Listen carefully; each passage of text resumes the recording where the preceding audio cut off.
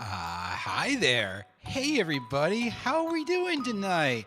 Welcome to a lovely pub quiz here on May 13th.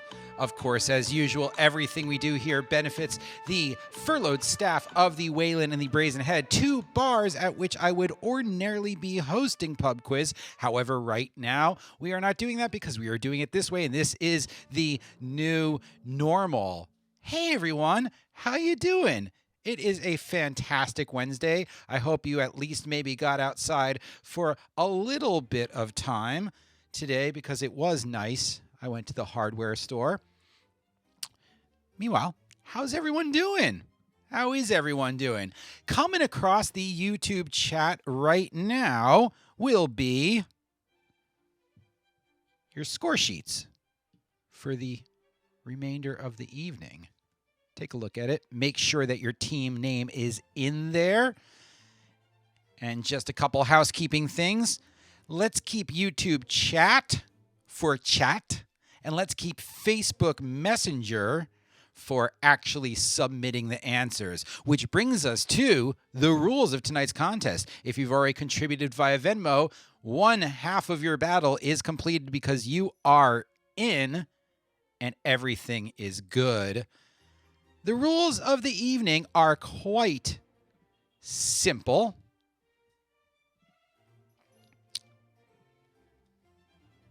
Teams of no more than 6 players, please.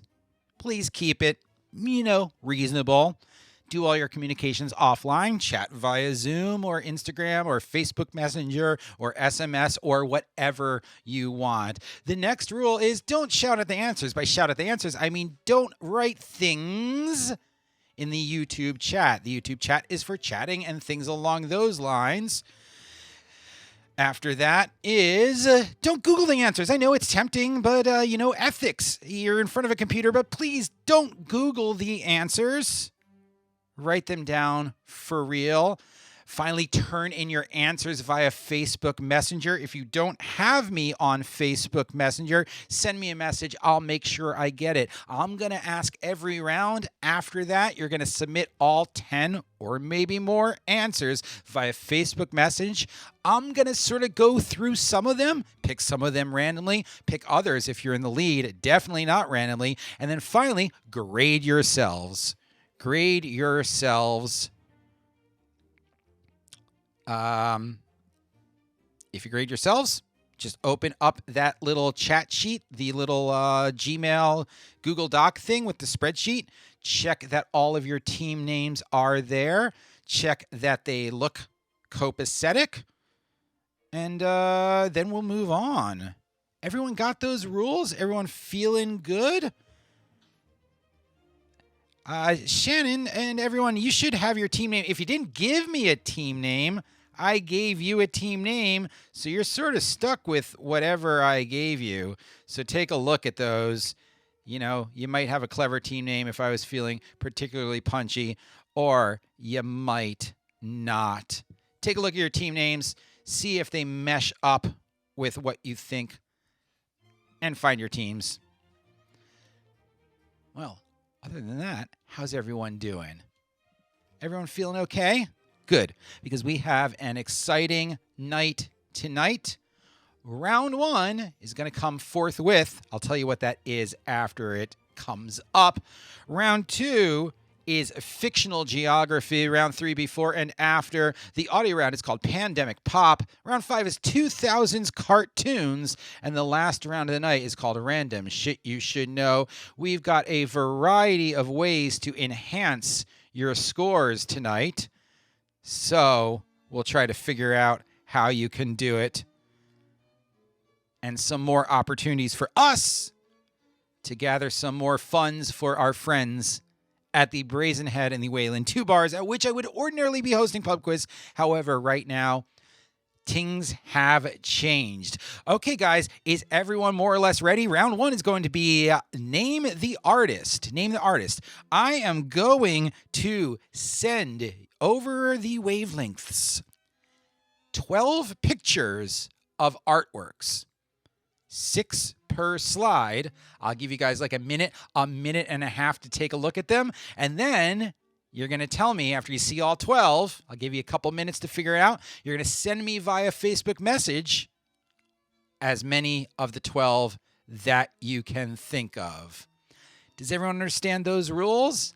Again, if you want to send me over, David Baird, I will get the Grizzly Beards in there. Henry Winnick, your BBM, Blackberry for life, I will do you up.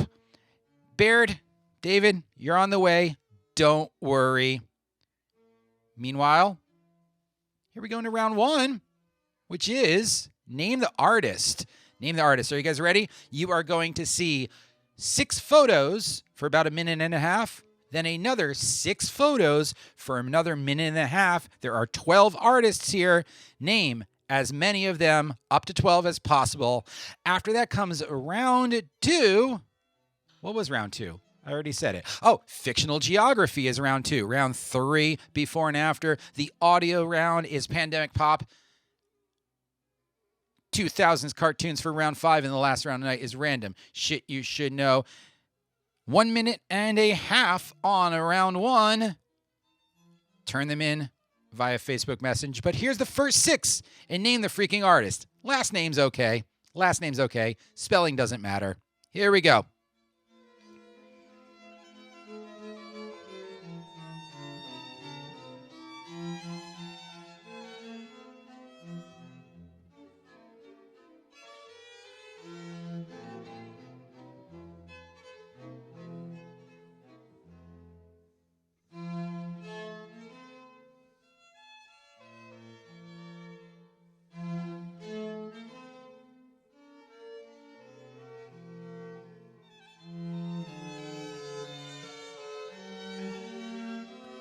Emma Malamphy, what was your team name?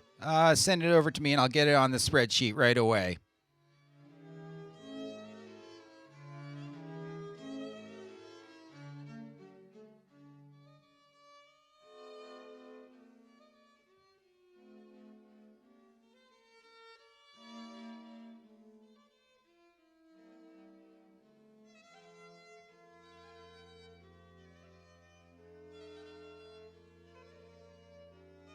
Sorry about that. Little technical difficulty. I got the artworks back up again. I'll give you a little bit longer time. Apologies about that.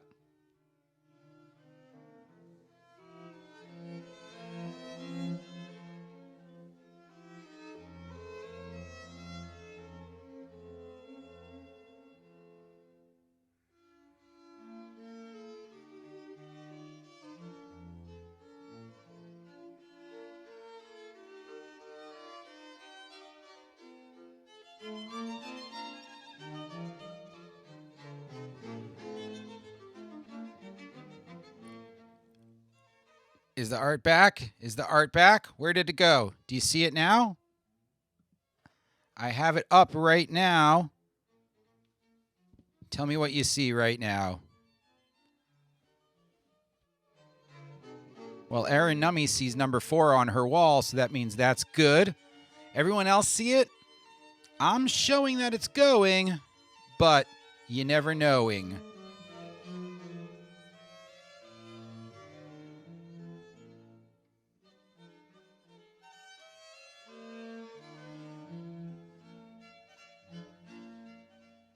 Okay, great. It's back. So I'll give you guys another minute on that one since something went wrong. And again, while you're looking at these beautiful artworks, remember, all I need is the last name. First name, hey, cool, show off. But last name, that gets you the point. And coming up after that is fictional geography. Round 3 is before and after. The audio round is Pandemic Pop. 2000s cartoons. That's going to mess up someone who is over 31. And then the last round is random shit you should know.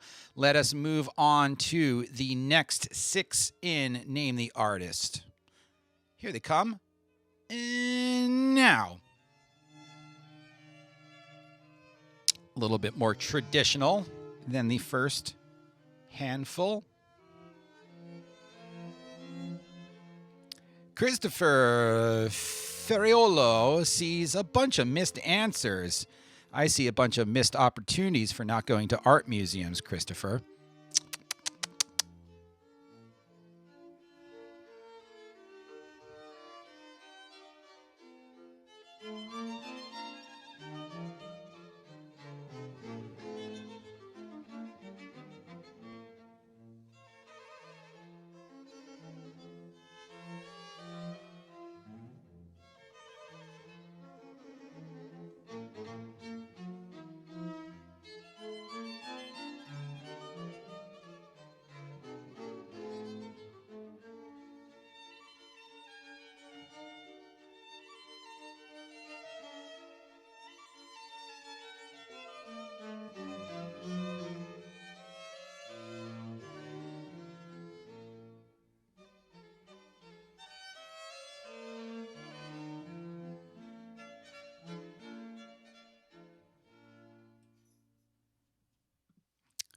Henry, I know where you live. You can go to museums. 30 seconds left on this second slide, and warm up your Facebook messengers, and you're going to send me all or as many of the 12 answers as you think you can, and then we go into round 2, fictional geography. Another 30 seconds on 7 through 12.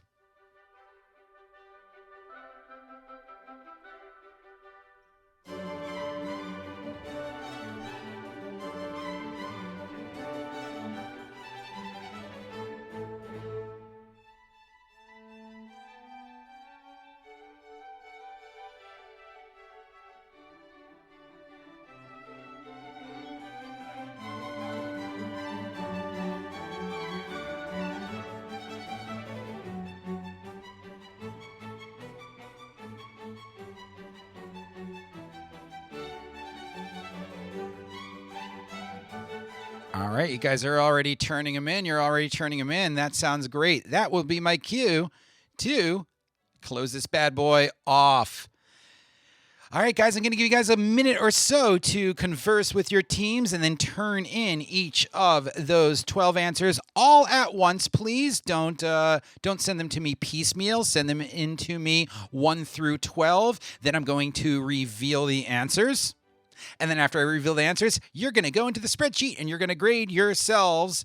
And I'm going to double check some of you, not all of you, because we have maybe somewhere on the order of 34 teams. There might be duplicates out here. Some people might have signed up and then not shown up, but that means upwards of probably 30 teams, which is pretty exciting.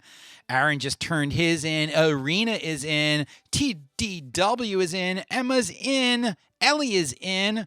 All right, we're getting them in. And I am seeing a lot of people who seem to know their art.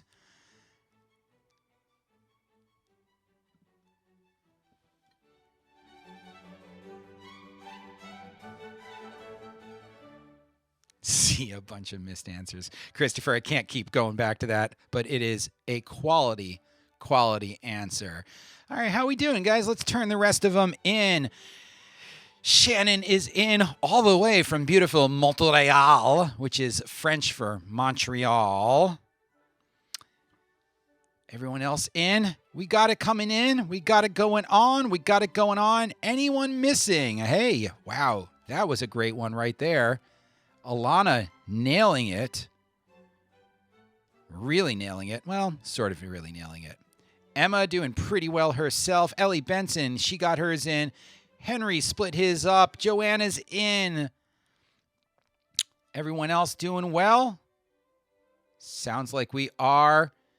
Deetsy, don't worry that you sucked. That's okay. You'll make it up for it in the next round, which is fictional geography. After that comes before and after. The audio round is called Pandemic Pop.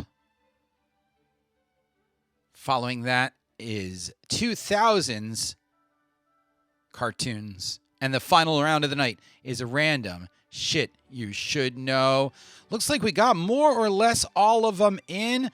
Joanna sent hers in. Lisa's in. Clive is in. Kathleen is in.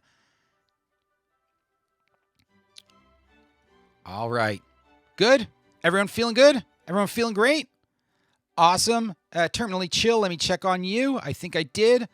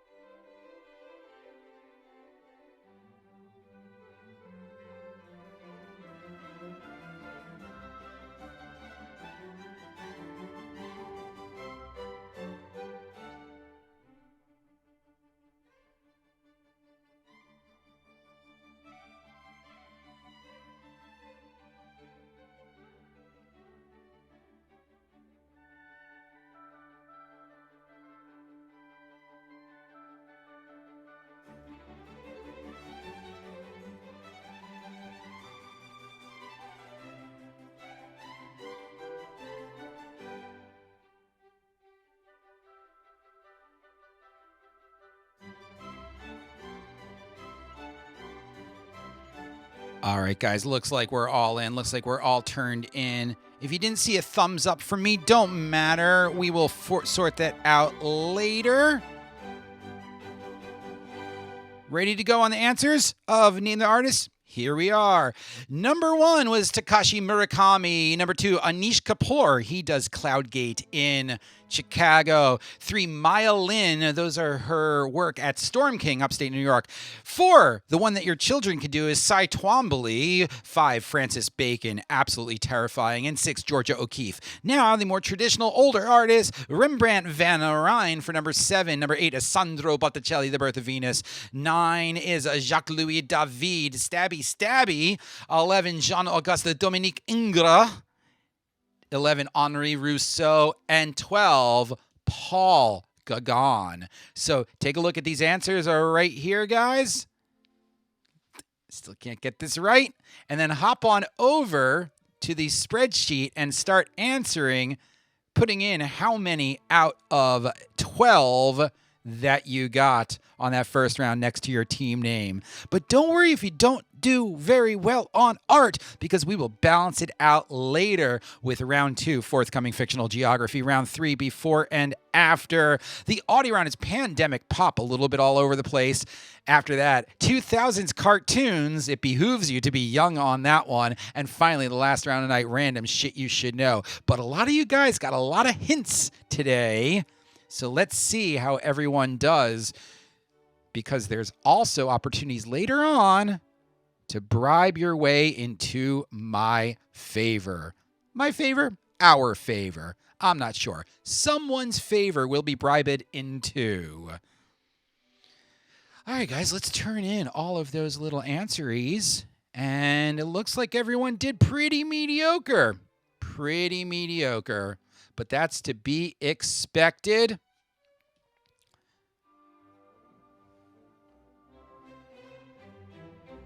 Come on, let's do it. Everyone's almost in. Missing a couple of them, but please, let's get them in the next 30 seconds or so. Don't worry if you don't get them in right now. We got plenty of time. This spreadsheet isn't going anywhere because we're moving on to round 2, fictional geography. It's going to be pretty self-explanatory. Places that aren't real. While you guys are finishing up entering your numbers out of 12 in the spreadsheet, I'll take repeats. I will show repeats after the 10th question of every round. So please don't send me the answers except all at once. So coming up is round 2, fictional geography. You're going to hear 10 answers, 10 questions, and then you're going to get some repeats. How's everyone doing with that spreadsheet? Everyone more or less filled it out. If you haven't done so yet, it is okay. I'm going to sort your scores right now. Everyone okay with that? Kathleen can't find the spreadsheet. The link is at the top of the chat. You can see it right here. I'm sending it over again in case you need it. Here we go. There's the link for everyone. That is not the link. Oh, is that the link? I don't know.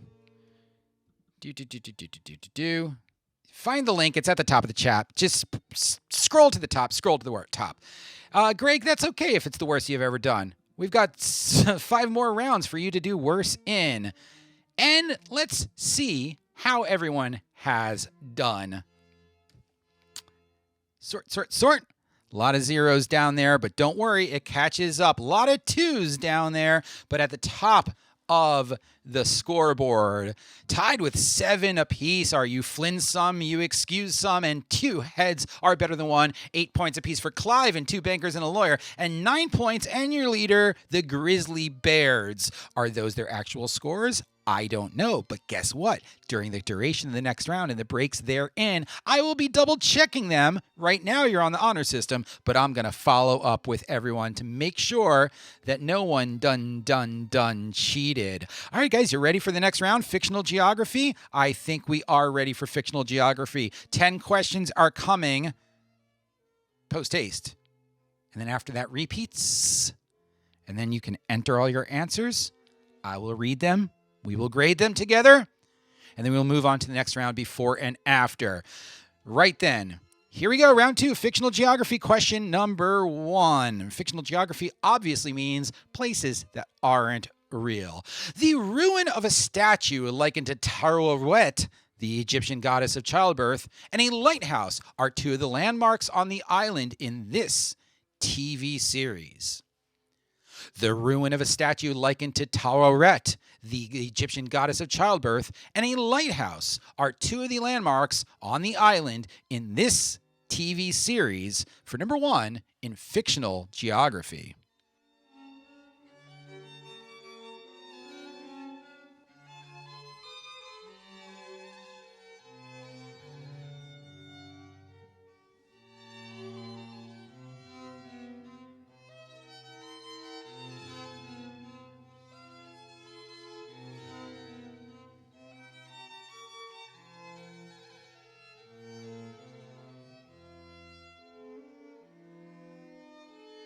Number 2 in fictional geography. Located near Sumatra, Mildendo is the capital of this tiny 1726 fictional island.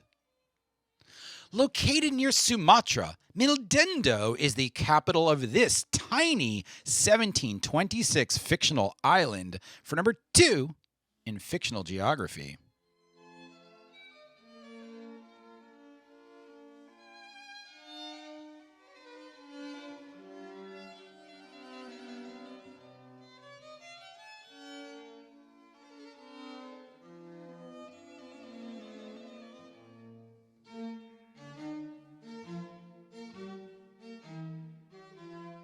And number 3 in fictional geography. Don't worry if you're not hearing them properly. They will all come up on screen at the end of this round.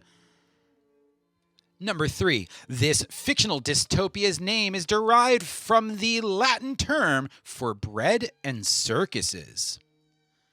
This fictional dystopia's name is derived from the Latin term for bread and circuses. For number 3 in fictional geography. I mean, pretty much every geography right now is fictional because I haven't seen any geography in quite some time outside of East 111th Street. Anyone do any traveling outside of their block / cul-de-sac / driveway / hometown? I hope someone's going somewhere. I'll tell you where we're not going. We're not going to number 4. Here is number 4 in fictional geography. Over time, this fictional Thomas More locale went from its original satirical meaning of Greek for not a place to today's meaning of perfect society.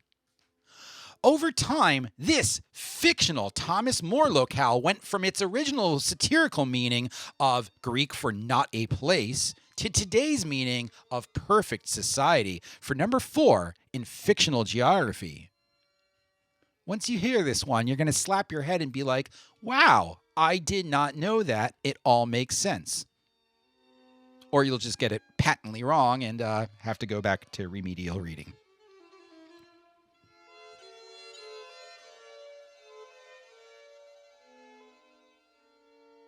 This is coffee. Strong stuff. Well, it's also enhanced coffee.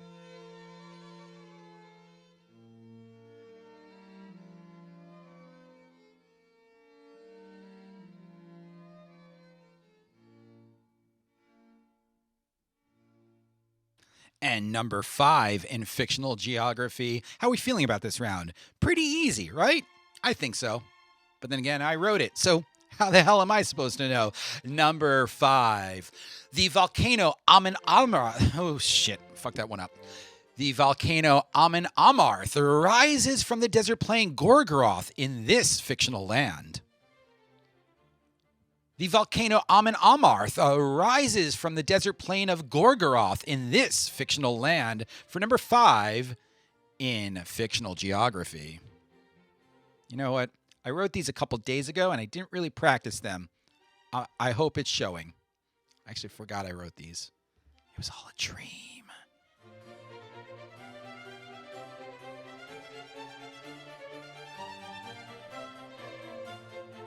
Dr. Paul and Mike Dietz, it is leaded. This coffee has lead in it. It is pre-catalytic converter.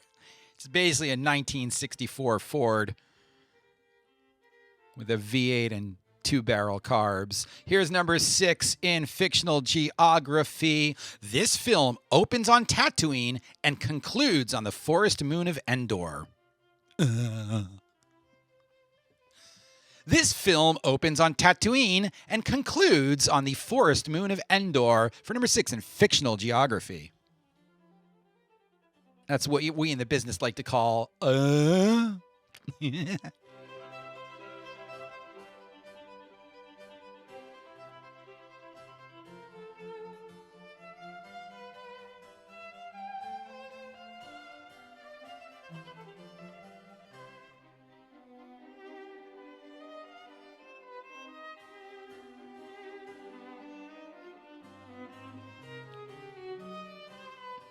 Maybe, Henry, next week we will have a Viking metal band round. We will not have a Viking metal band round, but you can always wish. Number 7, and then all 10 will be repeated after number 10. Number 7, from a creator of Rick and Morty, Planet Schlorp is the homeworld of Corvo and Terry in this Hulu show. From a creator of Rick and Morty, Planet Schlorp is the homeworld of Corvo and Terry in this Hulu show for number 7 in fictional geography. Coming up after question number 10 of this round will be before and after. I will give you the rules. Have you not played before and after before? It's pretty self-explanatory. There's a before, there's an after. After that is Pandemic Pop, the audio round. Following the audio round is 2000s cartoons. Yes, that's cartoons from the year 2000 to 2009.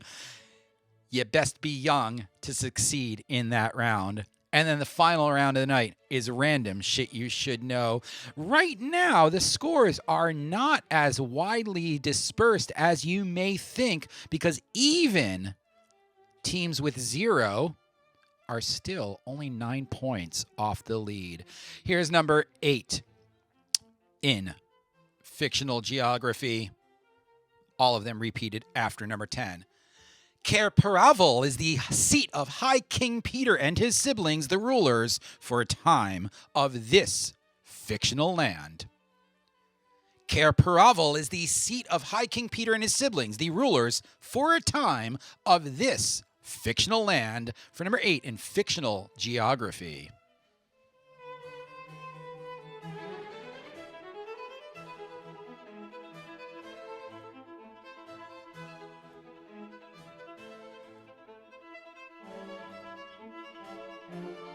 Shannon, there's no Hulu in Canada. Let me see if I can figure this out for you. I think I could. What do you guys say? One of our players, her and her husband, are in Montreal, and they don't have Hulu, so they might not know the answer to one of those questions. Should we be charitable, or should we let them burn? That was a little fierce. Well, let us know. Let us know in the comments, and we'll see if we treat Shannon well. Here's number 9 in fictional geography. Only officers are allowed to visit the fictional island Bali High in this musical. Only officers are allowed to visit the fictional island Bali High in this musical for number 9 in fictional geography. What do you guys think? Should we throw the Canadians a bone? Help them out. Yeah. Oh, wait, they got it. What the hell is that? No charity. They didn't need the charity. All right. Well, while we're here, Mary Ringy said they got it, but we got Mary Ringy. A little virtual round of applause for Mary Ringy.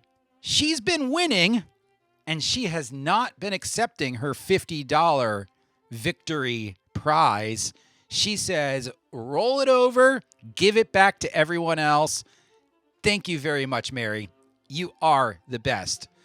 And while we'll talk about that, we have raised nearly over $8,000 for the two staffs of our two bars, the Brazen Head and the Waylon, where ordinarily I would be spending my Mondays and Wednesdays. So we're getting close to that $10,000 mark. I haven't quite added up everything yet, but I think we might make it tonight, which is amazing because we've got some great people at both those staffs who this is helping them out.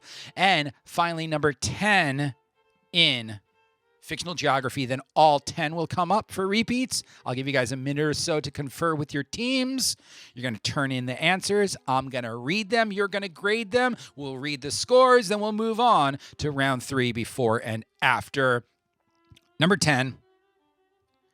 The students of Seven Seas High School, a school aboard the SS Tipton, visit Parrot Island in this sequel spin-off series. The students of Seven Seas High School, a school aboard the SS Tipton, visit Parrot Island in this sequel spin-off series. Okay, guys, here come all of your repeats on number 1, round 1. Blip, blip, blip, blip. Repeats now. You guys got about 2 minutes to figure this out and turn in via Facebook Messenger 1 through 10. I'm going to take a look at some of them. I'm going to not take a look at others. And then we move on to round 3 before and after. After that comes the audio round Pandemic Pop, followed by 2000s cartoons, and the last round of the night, random shit you should know. 2 minutes on the clock to read these and turn in your answers.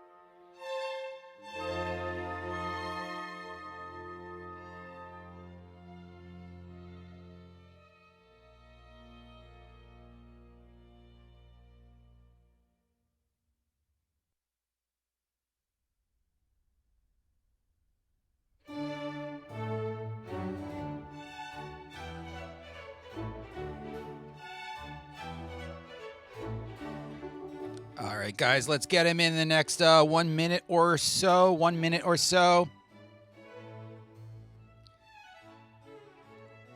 And I realized a problem with one of my questions. We'll have it brought to a vote to see how it goes.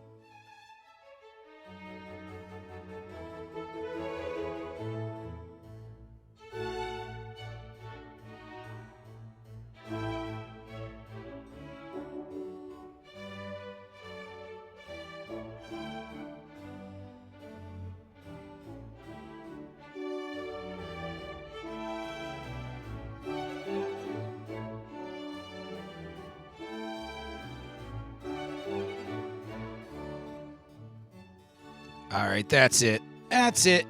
Get him in, get him in, get him in, get him in now.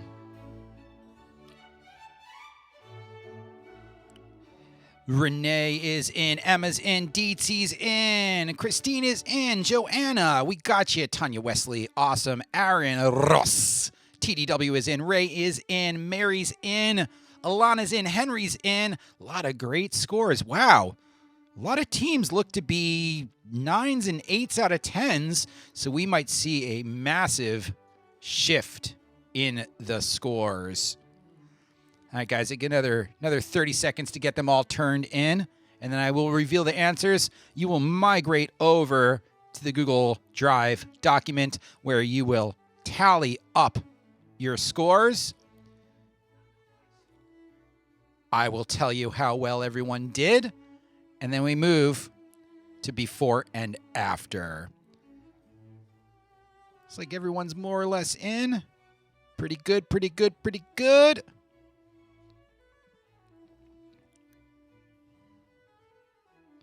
Emma, don't worry. It's new to most of these people.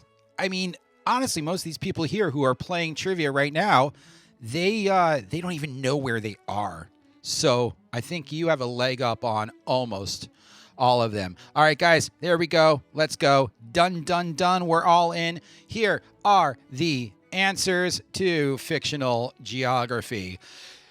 Number 1, the statue Taweret and a lighthouse are landmarks on a fictional island in Lost. Number 2, the tiny island off of Sumatra. Mildendo is the capital of Lilliput, not Gulliver's Island. I tried to give you a hint on that one. Number 3, fictional dystopia. Panem et Circenses is bread and circuses. Panem from the Hunger Games. Number 4, Thomas More's original fictional place was No Place, and it was satirical, but now it means a perfect place, Utopia. Number 5, I was really going for Mordor, because those are both within the bounds of Mordor itself and not Middle-earth total, because then I could have said the Shire and Rohan and a whole bunch of other things. Amon-Ra? Amon-Roth. But I don't know. What do you guys think? Is it Mordor, or do you get a point for Middle-earth? Because they are in Middle-earth, but that's like saying Chichen Itza and the Gateway Arch are both in the same, because they're in North America, but they're not. Let me know right here what you think. If it should be Mordor and be a stickler, even if you wrote Middle-earth, or Middle-earth and everyone gets the point. All right, number 6, Tatooine and Forest Moon to Endor is Return of the Jedi. Number 7, Planet Schlurp is from Solar Opposites from Rick and Morty's co-creator Justin Roiland. Number 8, Karaparavel is the seat of Narnia. Number 9, Bali High is fictional island only in South Pacific where the officers can go. And number 10, the sequel with the SS Tipton is The Sweet Life on Deck. Mordor is in Middle-earth, Middle-earth, Middle-earth. Oh, don't you dare give credit for Middle-earth. Mordor is in Middle-earth. I know Mordor is in Middle-earth, but like I'm saying, Mexico City and Ottawa are both on North America. But if I said like 3 things in Canada and you said North America, would that count? Would that count? If I said 4 things in Mexico, would you still say North America? Would you?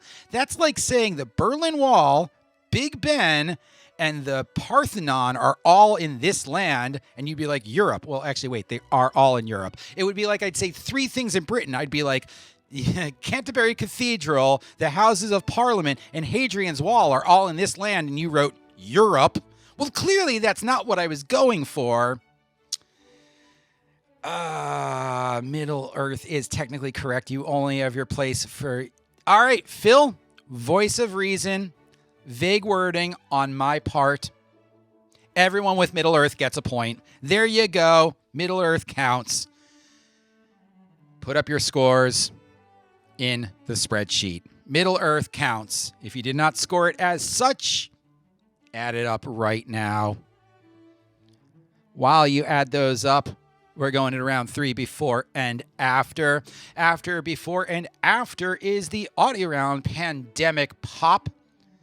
Following Pandemic Pop is 2000s TV. 2000s cartoons, sorry. And the last round of the night is random shit you should know. Phil is the champion of the people, Mary. You got it. Luke, it's not Mordor. In fact, blame your own team name. Come on. There we go. Middle Earth it is. If you got Middle Earth, you got it. Its fictional classifications are up in the air.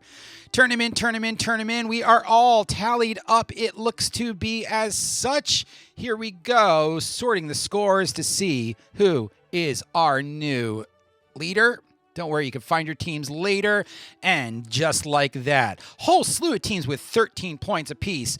Emergency Divorce Awakens, Murda Hornet She Wrote, Dynamite, Quarantina Turner, and Jen Kennings, both with 14. 15 for 2 bankers and a lawyer. 17 apiece for Clive, Flynn Some, Lose Some, 2 heads are better than 1. And 19 clinging to the lead, the Grizzly Bears. But everyone else is still super close. Even the bottom-most teams still have a chance to catch up as we go into round 3, before and after.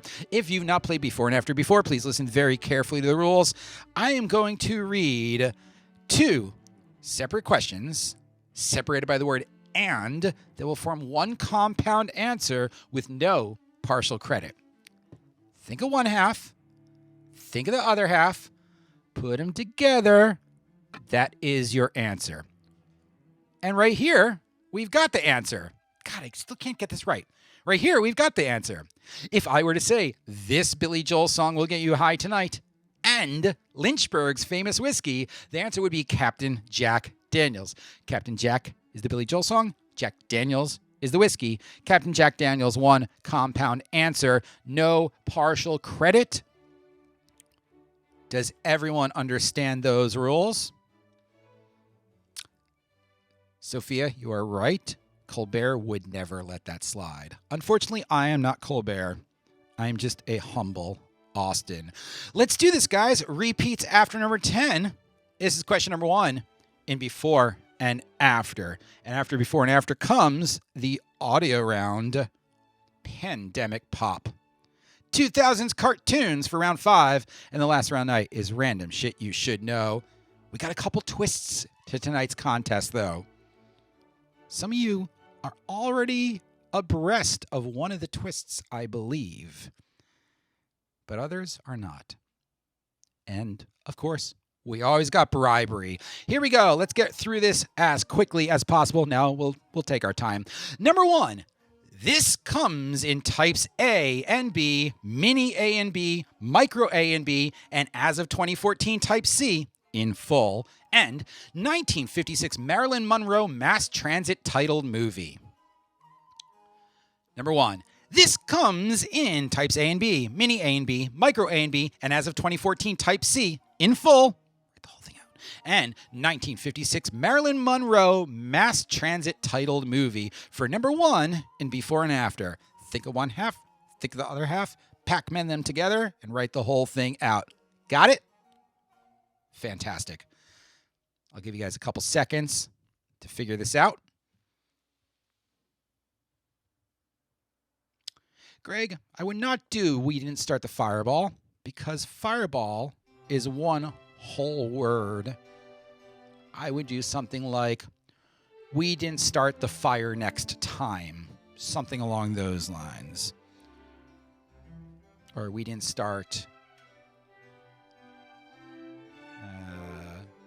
I don't know. Whatever. I've got coffee and it's got stuff in it. All right, number 2, in before and after. Don't worry, guys. You'll have ample time to refresh yourselves after question number 10. Number 2.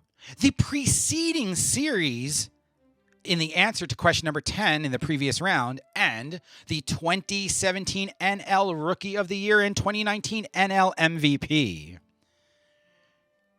Number 2 again. The preceding series to the answer to question 10 in the previous round and the 2017 NL Rookie of the Year and 2019 NL MVP for number 2 in before and after. It's a little bit of pop, a little bit of sports, a little bit of Monica in my mind, a little bit of Gina's what I need.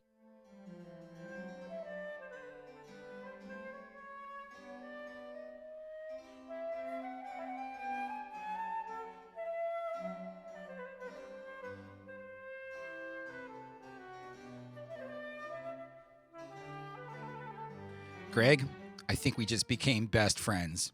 Fireball does suck, and Billy Joel does suck. Those are 2 things that suck. Number 3, Kawasaki's trademarked brand name for personal watercraft and Bombardier's trademarked brand name for snowmobiles. Number 3, Kawasaki's trademarked brand name for personal watercraft and Bombardier's trademark brand name for a snowmobile for number 3 in before and after.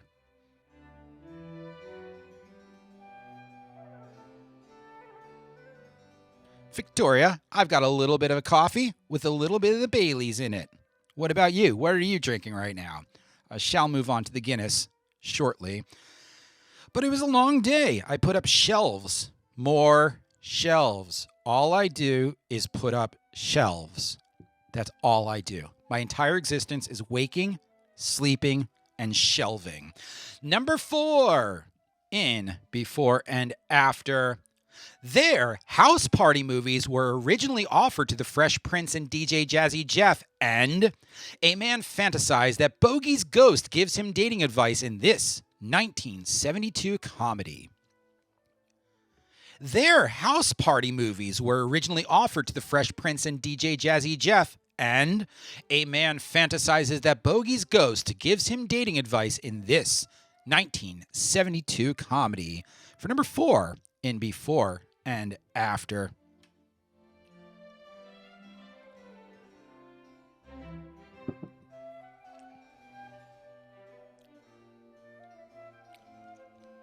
The running joke is my life is a living shelf. Because it rhymes with hell.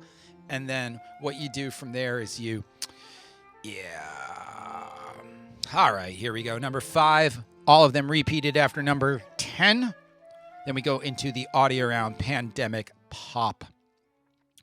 Number 5. Also representing Team GB, his older brother has 7 Grand Slam titles in doubles, and this 3,750-kilometer waterway runs from near Melbourne to its mouth near Adelaide. Also representing Team GB, his older brother has 7 Grand Slam titles in doubles, and this waterway runs 3,750 kilometers from near Melbourne to its mouth near Adelaide. For number 5, in before and after. Tick, tick, tick, tick, tick, tick, merge, merge, merge, Pac-Man, Pac-Man, Pac-Man.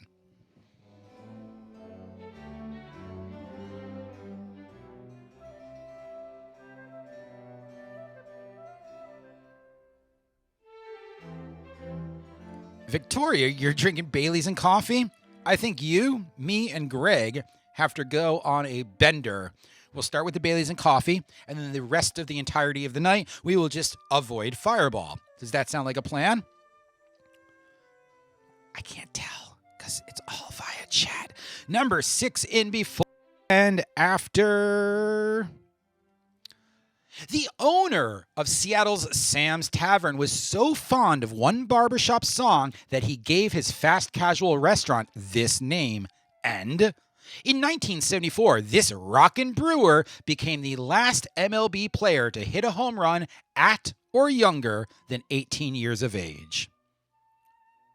The owner of Seattle's Sam's Tavern was so fond of one barbershop song that he gave his fast casual restaurant this name, and in 1974, this rockin' brewer became the last MLB player to hit a home run at or younger than 18 years of age.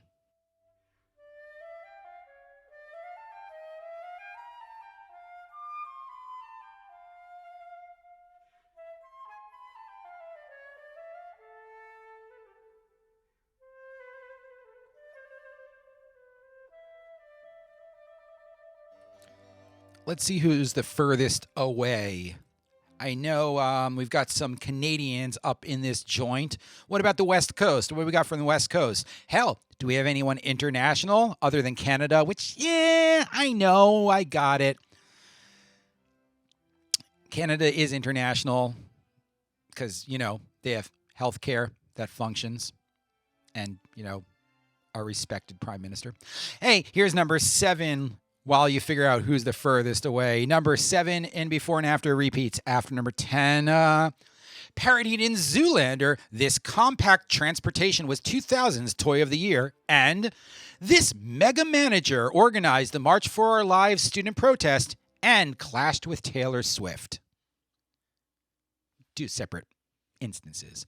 Parodied in Zoolander, this compact transportation was 2000's Toy of the Year, and this mega manager organized the March for Our Lives student protest and clashed with Taylor Swift for number 7 in before and after.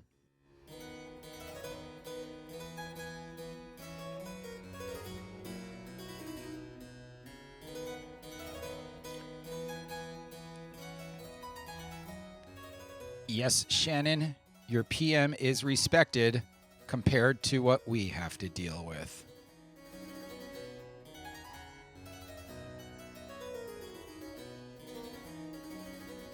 And number 8 in before and after. Don't worry, I'm going to give you ample time at the end of this round. All of them will be displayed again for you guys to take your time, fill them out, turn them in via Facebook Messenger. I'll read the answers. You'll tell you the scores. And then we move on to the audio round. Pandemic Pop. After that comes 2000s cartoons, and then the last round night random shit you should know.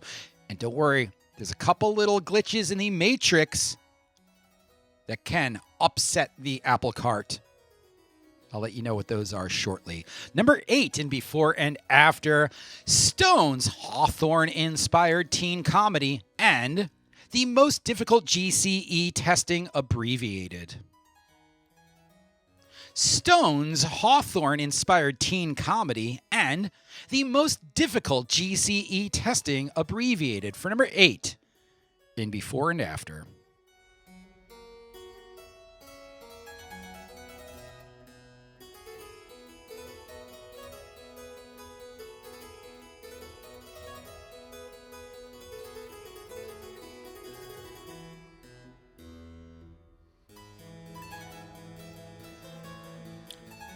Number 9, and 2 more questions on the round. Then you guys will get a couple minutes on repeats.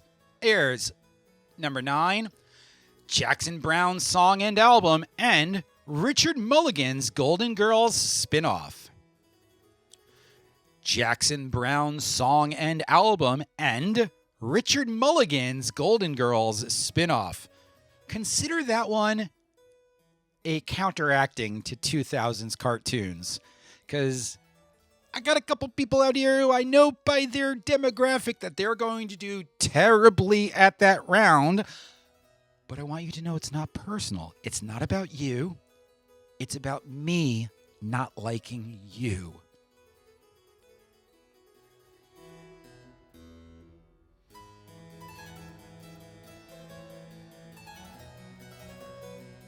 Jessica, absolutely. You'll get a little bit more time in the music round. I'll take a little bit of a break in between so you can reconnoiter, and then I will play them through one last time, and then give you some time to chit-chat. What I suggest is pen and paper. It usually works pretty well. And finally, number 10 in before and after, reaching the halfway part. here at the Brazen-Waylon joint venture, capitalism, trivia, extravaganza of glory. Number 10, The Darkness's falsetto heavy hit and Niagara Falls, New York's infamous Superfund neighborhood.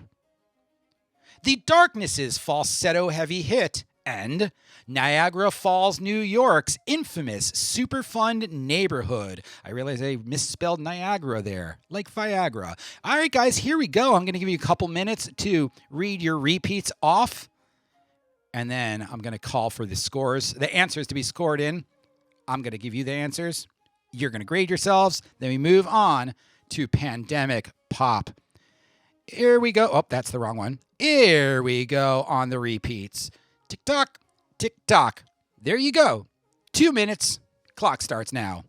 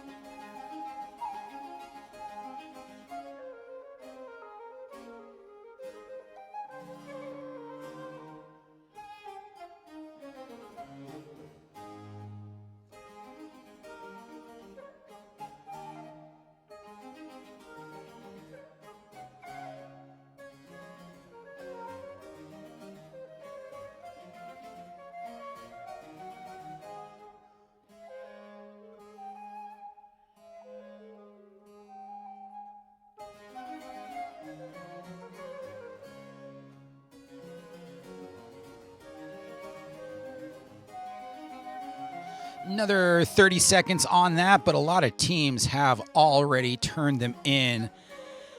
I saw Ron turn him in, Ray turned him in, Tommy Walsh turned him in, Arena's in, Mary's in, Dietzy is in, Didrikson, you are in. 30 more seconds to take a look at these, and then get your answers in. Then I will give you the answers. Then we will score ourselves.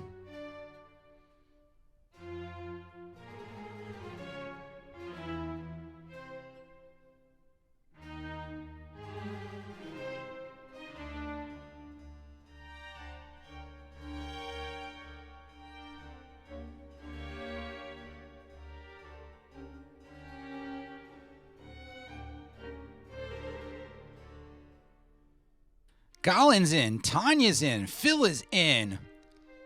All right. Our leader David is in. Monica's in, Aaron's in, Ellie's in, Christine is in. Wow, everyone's turning them in. 10 more seconds. Well, you know what? I'm taking that scoreboard down, that repeats sheet down anyway. While we're figuring that out, round 5 is the bribery round. Yes, this is all for the staffs of the Brazen-Head and the Waylon, where I would ordinarily be on Mondays and Wednesdays. Obviously, I'm not there, nor are they, and they are all bartenders, and we like your help. So, for round 5, we're going to start bribing me. The more money you give, the more clues you get. And it all goes to the Brazen-Head Brooklyn and the Waylon NYC. So don't feel guilty about state institutionalized cheating is what it is.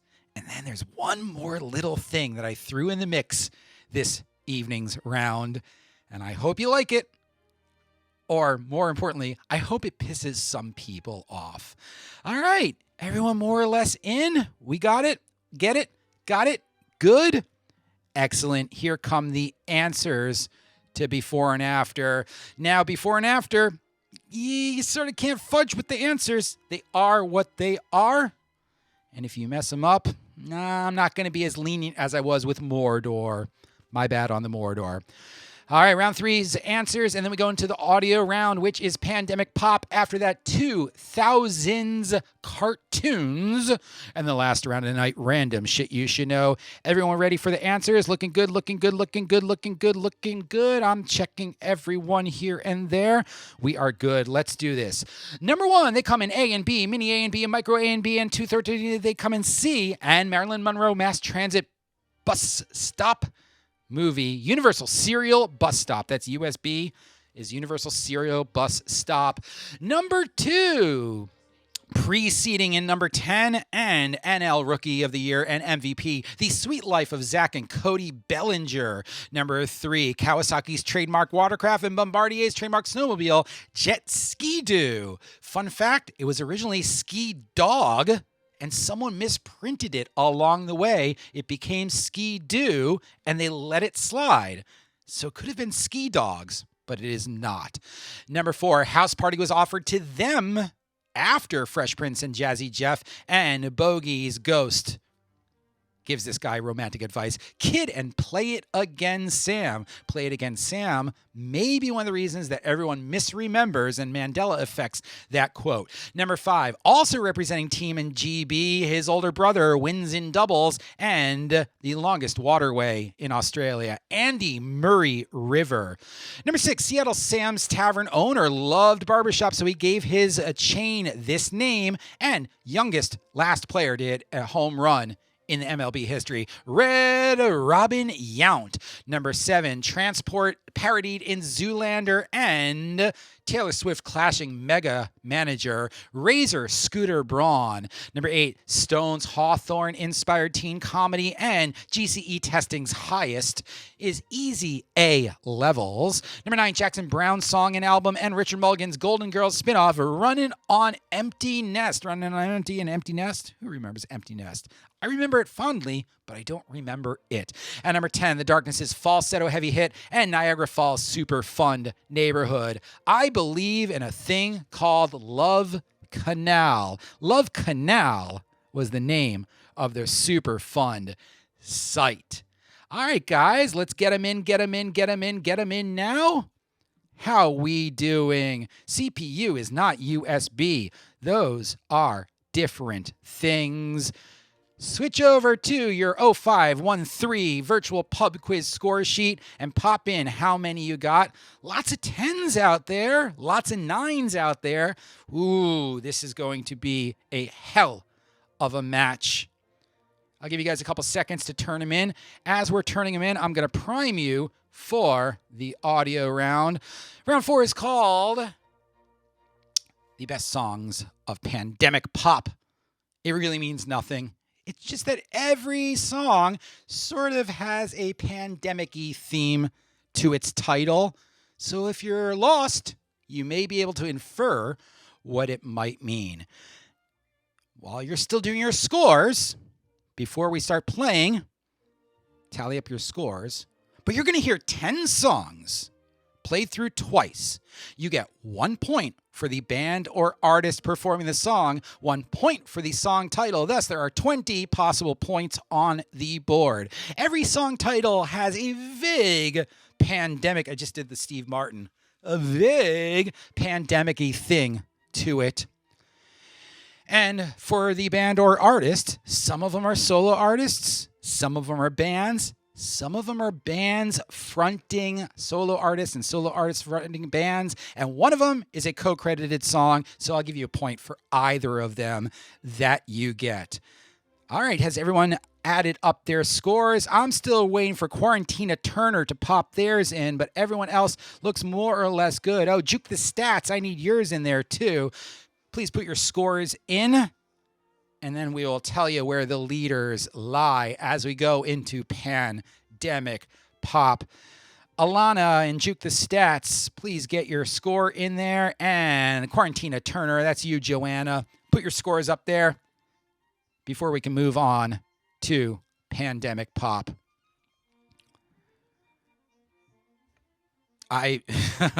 Who did Bogey give advice to? Was it good advice? I am not going to go down that road. Tom Walsh.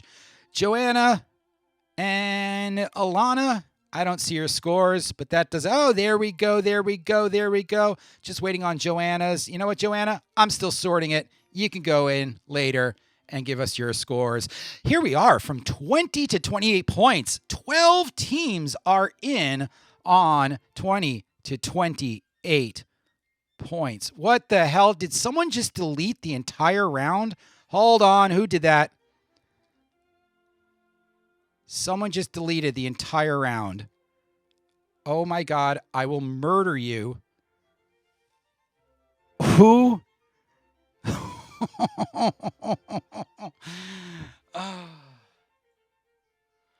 What did you guys do? What did you do? Someone deleted an entire column. Who did that? I will murder you. I don't even know what happened now.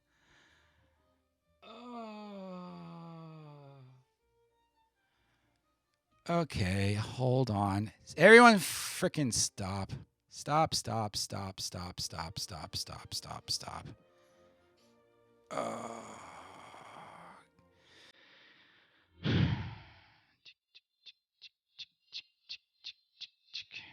All right, hold on. I'm going on mute. This is the...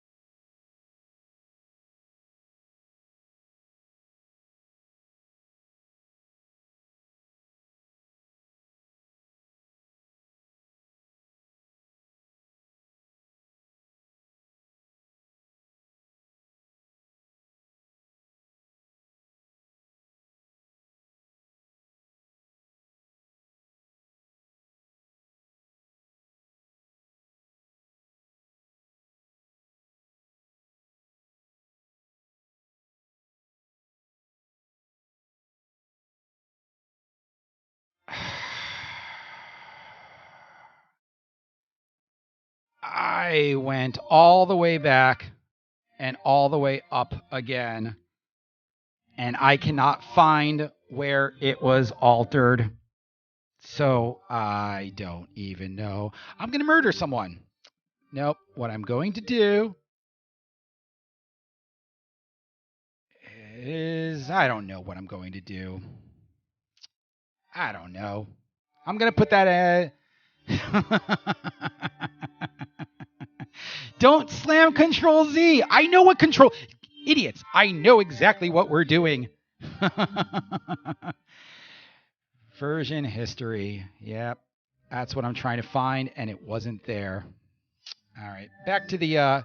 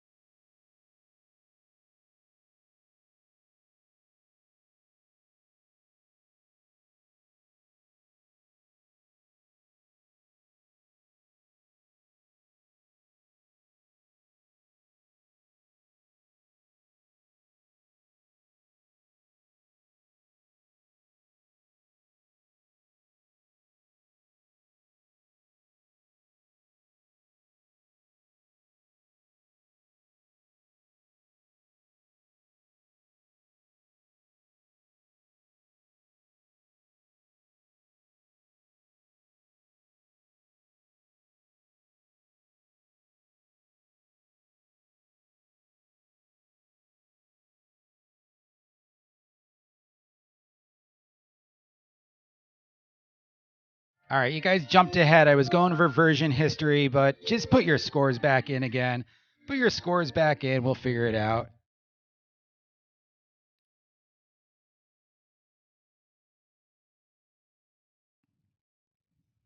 Okay, I'm in a good mood now. I wasn't for a second, but now everything looks more or less okay.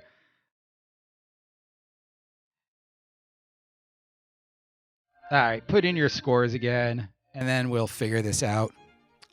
Hey, round 5. Let's just start like it never happened. Round 5 is the bribing round. Round 5 is the bribing round, and it's 2000s cartoons. You're gonna need it, because after that comes the last round of the night random shit you should know. We got one new wrinkle in there, but first, round 3's answers while you guys re-put in your scores. I was gonna go down the rabbit hole of version history, but someone hopped on board a little bit quicker. Yes, Aaron, press undo. I know how computers work.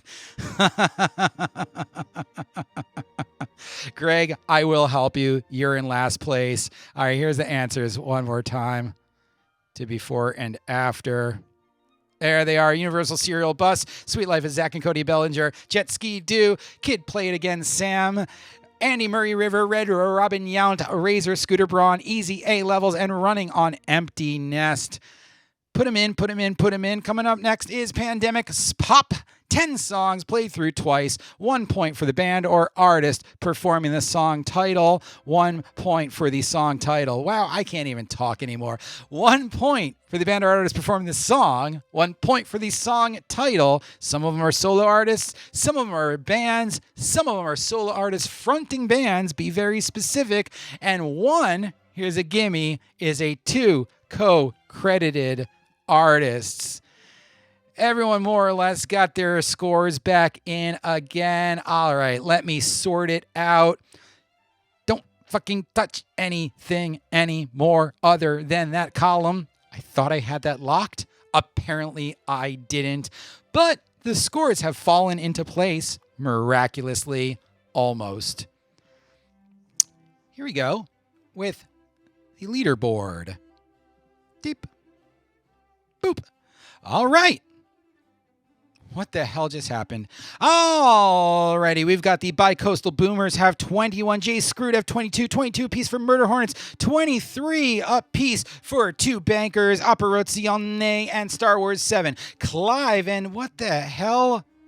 Everyone has messed this whole thing up. I can't even. There we go. Now it's good. Stop touching it. Clive and Jen Kennings have 24 piece, 26 for Two Heads Are Better Than One, 27 for You Flinsome, You Excuse Some, and 28 for Grizzly Bears. Those are what the scores were before because I remember those top teams. So everyone is actually okay despite your best efforts. All right, let's do this. Here comes the audio round. I will cut this out of the YouTube link later so that no one will have to see that it all went tits up. Audio round is Pandemic Pop. 10 songs played through twice. 1 point for the band or artist performing the song. 1 point for the song title. Everyone ready? Here we go. Number 1. Now.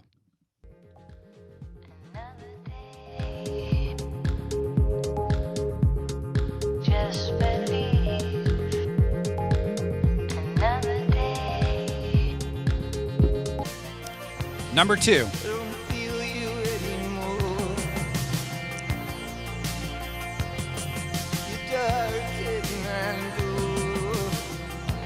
And number 3. Break it down.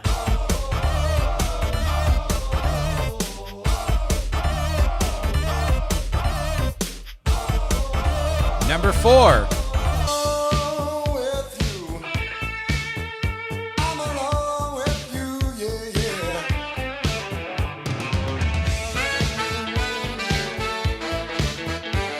And number 5. I was stung by his lips, taking sips of an amaretto sour with a twist. Shook my hips to the baseline. This joker grabbed my waistline, putting pressure on my spine, trying to get elbow to wine. I backed and forth, and then I caught. And number 6. Romeo loved Juliet. Juliet, she felt the same when he put his arms around her. And here's number 7. Said, Don't touch me, don't touch me, don't touch me. I came to fly, yeah. On something, I wanna buy, yeah. Don't touch me, don't touch me, don't touch me. I came to fly, yeah. Won't let nothing come in between. Number 8.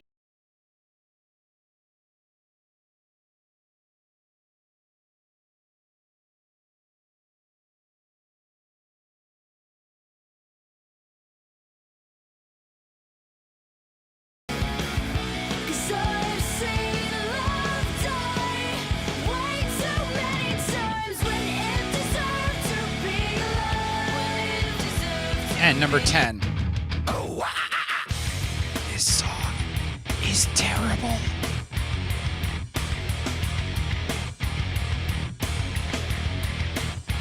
All right, I'm going to give you guys a couple seconds to get together with your team before I play them through one more time. Again, 10 songs played one more time, 1 point for the band or artist performing the song.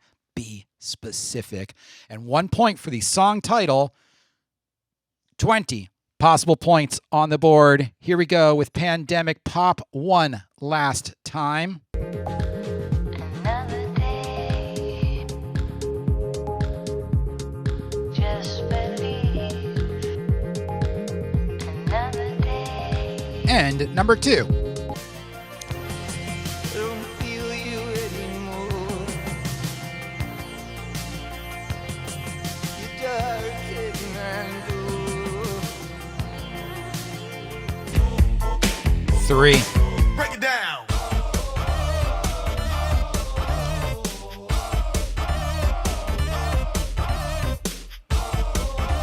And number 4.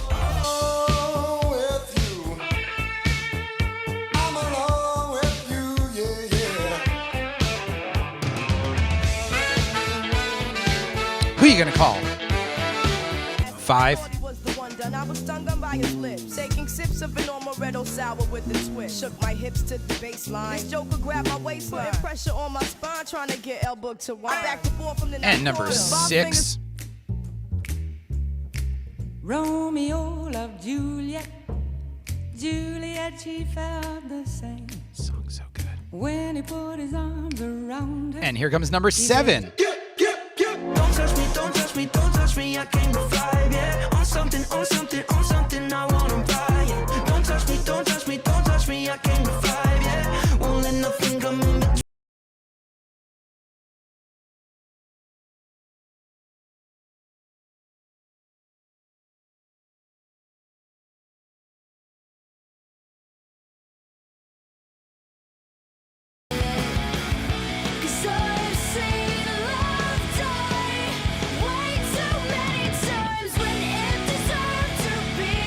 And number 10. Song's terrible.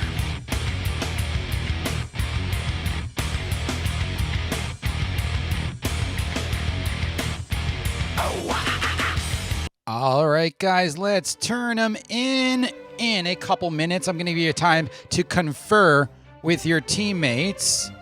And remember the rules. Thusly, be very specific.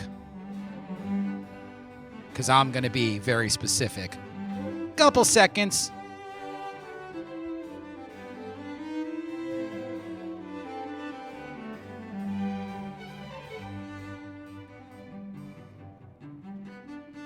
Christopher, you speak of the true, because I got a switch up for you.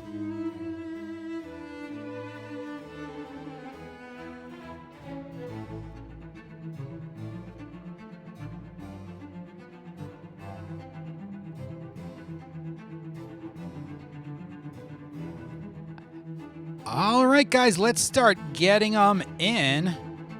I see Deetsy is in super fast. Good job, Deetsy.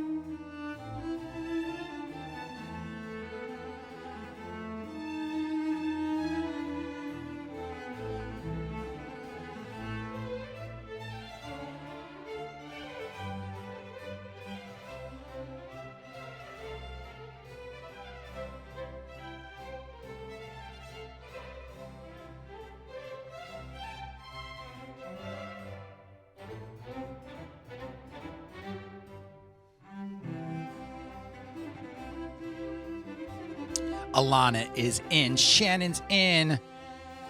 Angela is in. And Angela, I don't need to announce that personal message. It's a sexy message.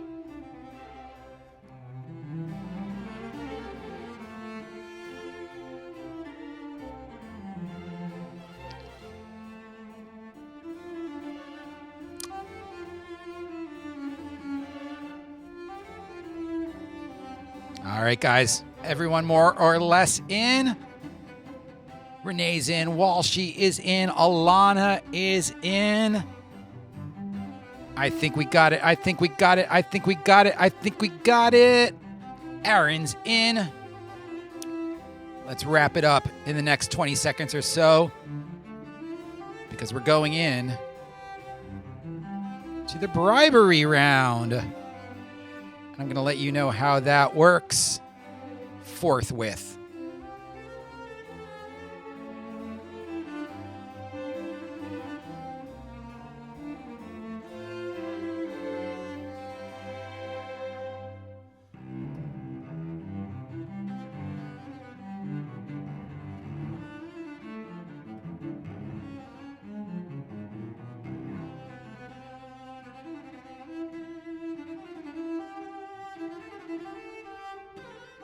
All right, guys, let's do it. Let's do it. Let's do it. Let's do it. I think we're good. Here are the answers to round 4. Pandemic pop. Again, we're going to be really specific on this one. Number 1 was Telepop Musik. Breathe is the title of the song. Number 2, Tom Petty and the Heartbreakers. Don't come around here no more. No Heartbreakers, no points. 2 different groups. Tom Petty solo and Tom Petty and the Heartbreakers are 2 different artists. Even though the Heartbreakers played on a lot of his solo albums, but no Heartbreakers, no points. Number 3, MC Hammer, You Can't Touch This. 4, Huey Lewis and the News, I Want a New Drug. Obviously, it's Huey Lewis and the News, not just Huey Lewis, because did Huey Lewis ever do anything by himself? No, it was always with the News. 5, The Fugees, M to the A to the S to the K, wear a mask on your face just to make the next day. 6, Peggy Lee Fever. 7, Ed Sheeran and Travis Scott, Antisocial. 8, The Ramones, I Wanna Be Sedated. 9, Paramore, Emergency. And 10, Ooh Wah Ah Ah Ah, Indeed, Disturbed. Down with the Sickness. All right, guys, hop on over to the spreadsheet and add in your scores. I know for a fact that one team at least, the Deetsies, got a 20 for 20 on that. I double checked, so don't call them out on cheating.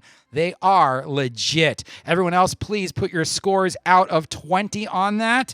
And while we're doing that, I'm going to tell you the rules of the bribery round. Round 5 is coming up, which is 2000s cartoons. 2000s cartoons. And you are going to give me $20 gets you a clue to a forthcoming question. $40 gets you a full bore answer.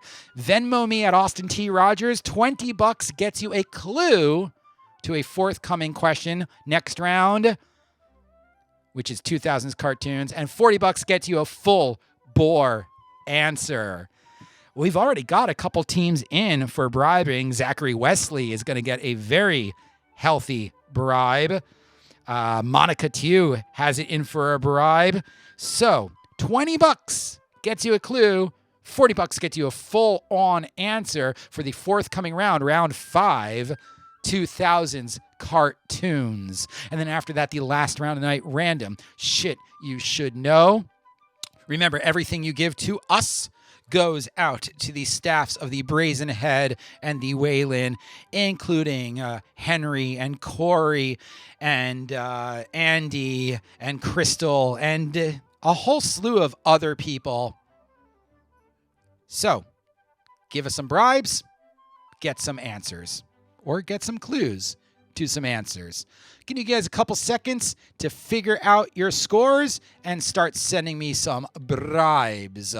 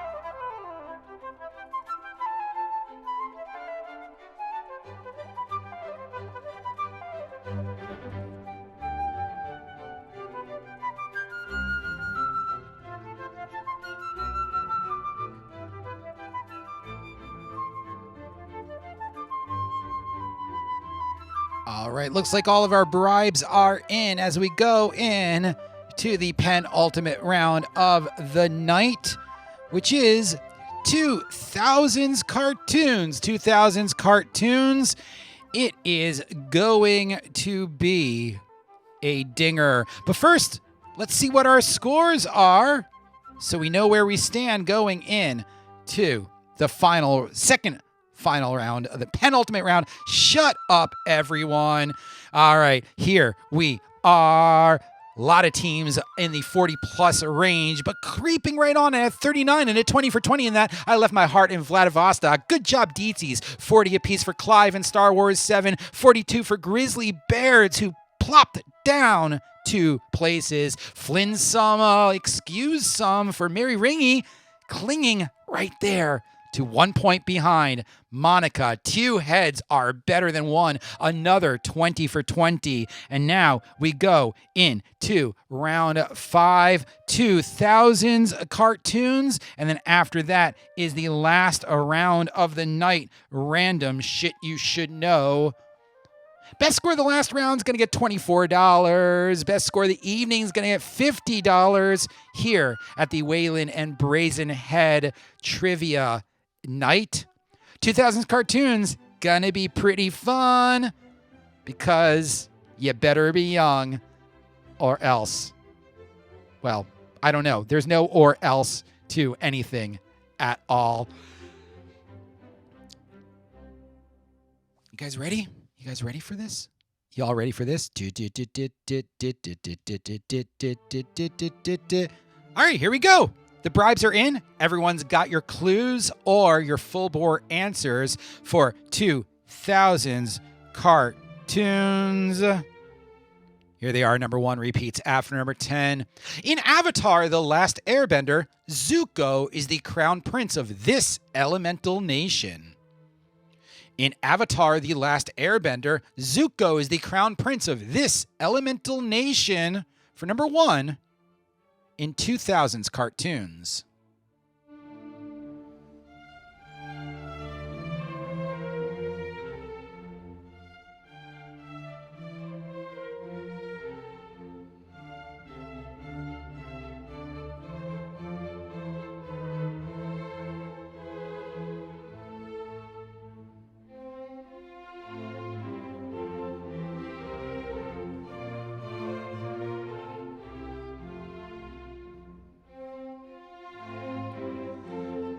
Number 2. After being offered by Nickelodeon both a show and a movie, the producers of this show asked to do the movie first so that 3D assets created for the 2001 film could be used for the subsequent series. One more time.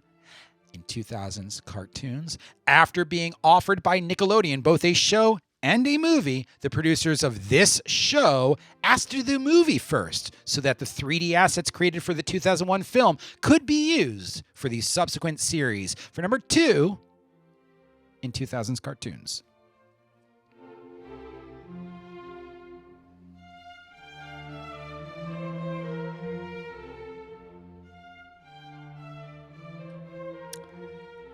Yes, I hear you about your time management skills. Perhaps next week I will give you a little bit more time, but yeah, lots of typing. I know you're right, but everyone else got it in time, Alex. So seems sort of like a you problem. Maybe your tippy-tappy fingers don't work too well.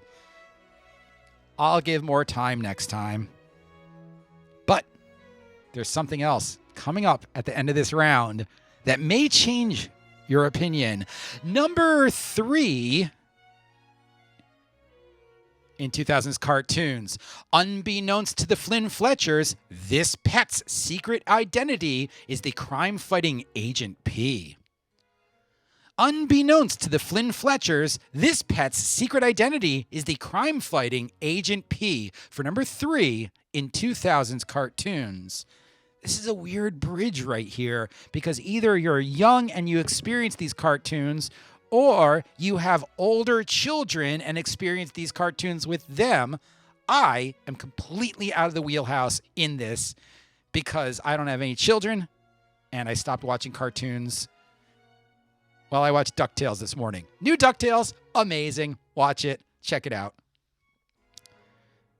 Tonight's trivia is sponsored by the Brazen Head, the Waylon, Guinness, and Disney, because clearly I am a shill for new DuckTales. Number 4 in 2000s cartoons.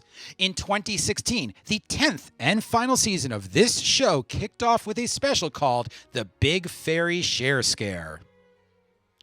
In 2016, the 10th and final season of this show kicked off with a special called The Big Fairy Share Scare for number 4 in 2000's cartoons.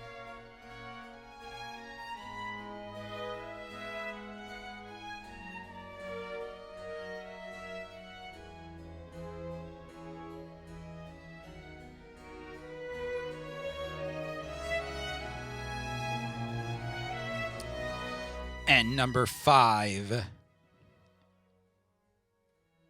From which planet does Invader Zim's Zim actually invade? Number 5 in 2000's cartoons. From which planet does Invader Zim's Zim actually invade? For number 5 in 2000's cartoons.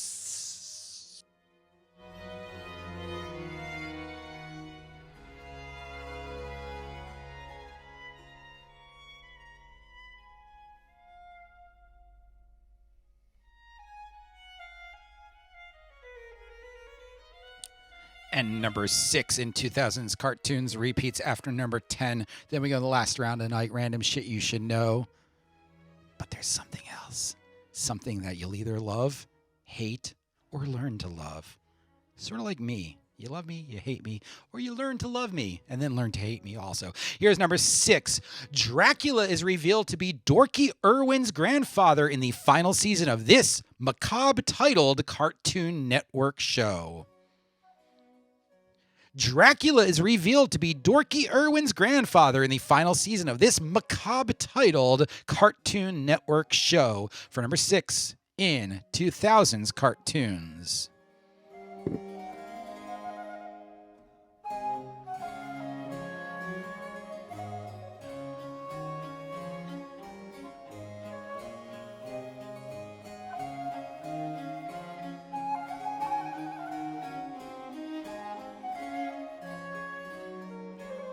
And number 7, subtitled movie film for theaters in 2007. This was the first Adult Swim series adapted into a feature film.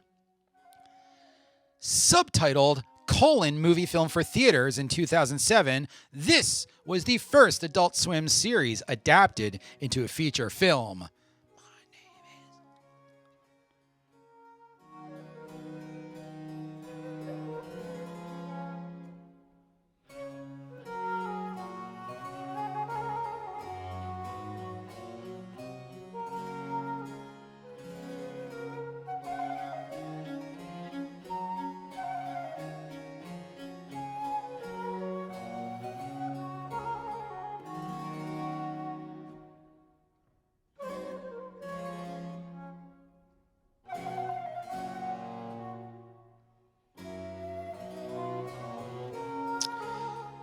Before we go into question number 8, there are 3 more questions left on this round. Then we go to the last round of night random shit you should know. But if no one's doing anything tomorrow, please check out my friend Ray LaChance's trivia at barflytrivia.com.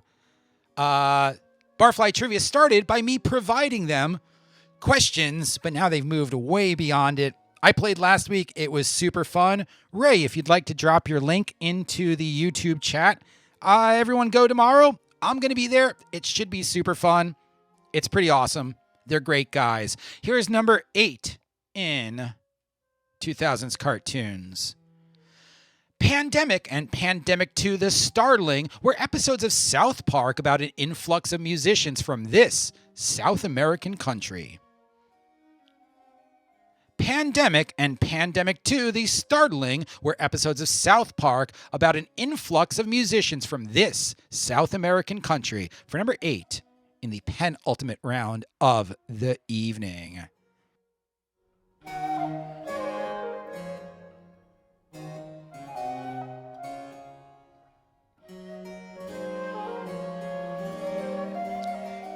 Brittany, of course. It's easier than this. I'm a sadist. And number 9, 2 more questions left on the round. Number 9, A throwback to his everyman shorts of the 1950s, 2007's How to Hook Up Your Home Theater was the first solo cartoon featuring this Disney character in 42 years.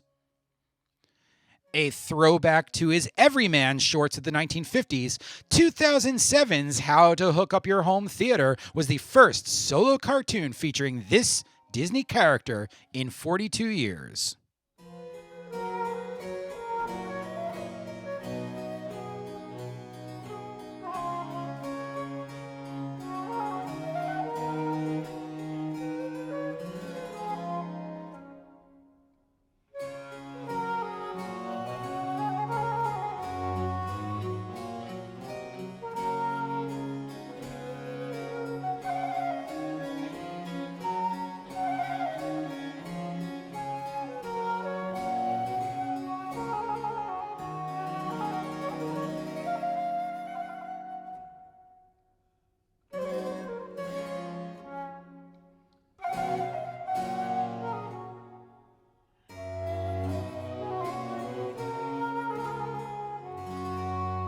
And finally, question number 10, 10th question of this round. Repeats will come forth with, in 2000s cartoons, question number 10.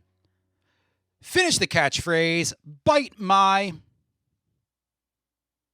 Finish the catchphrase, bite my. All right, guys, here we go with the repeats. They're coming up right now. I'll give you a couple minutes to figure them out. We're going to turn in your answers via Facebook Messenger. I'm going to read you the actual answers. We will score it and then move on to the final round of the night. Random shit you should know. Here come the repeats now. Bada bing, bada boom, bada bam.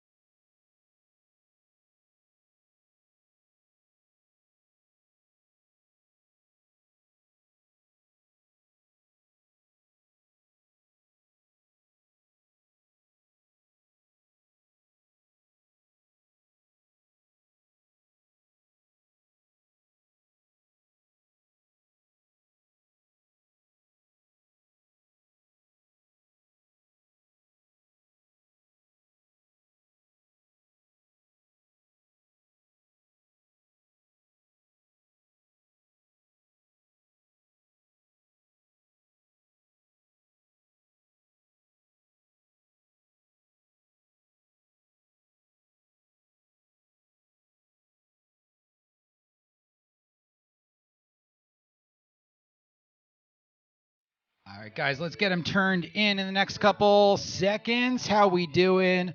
I see they are pouring in.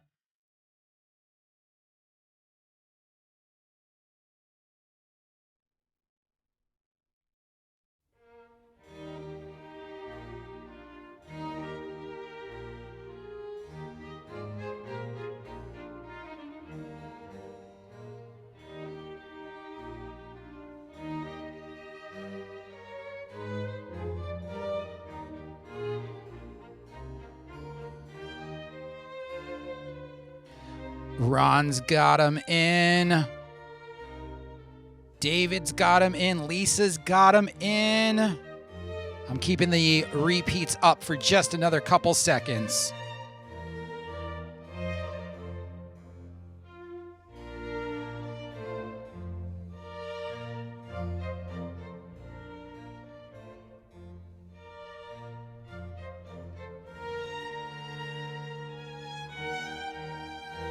Oh, yeah, Arena. Arena killing it.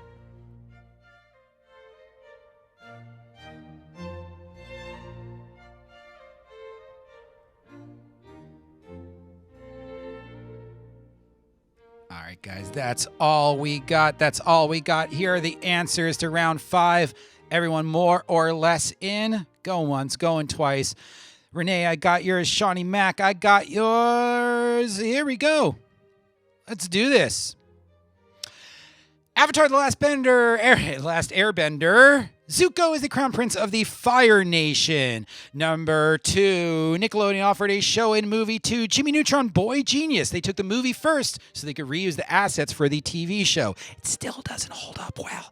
Number 3, the Flynn Fletcher's secret agent pet is Perry the Platypus. Perry is perfectly exemplary for an example of an answer.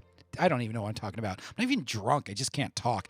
Number 4, Big Fairy Share Scare is in the final season of Fairly Odd Parents. Number 5, Invader Zim Zim is from the planet Urk. 6, Dracula is revealed to be Durkee Irwin's grandfather in the grim adventures of Billy and Mandy.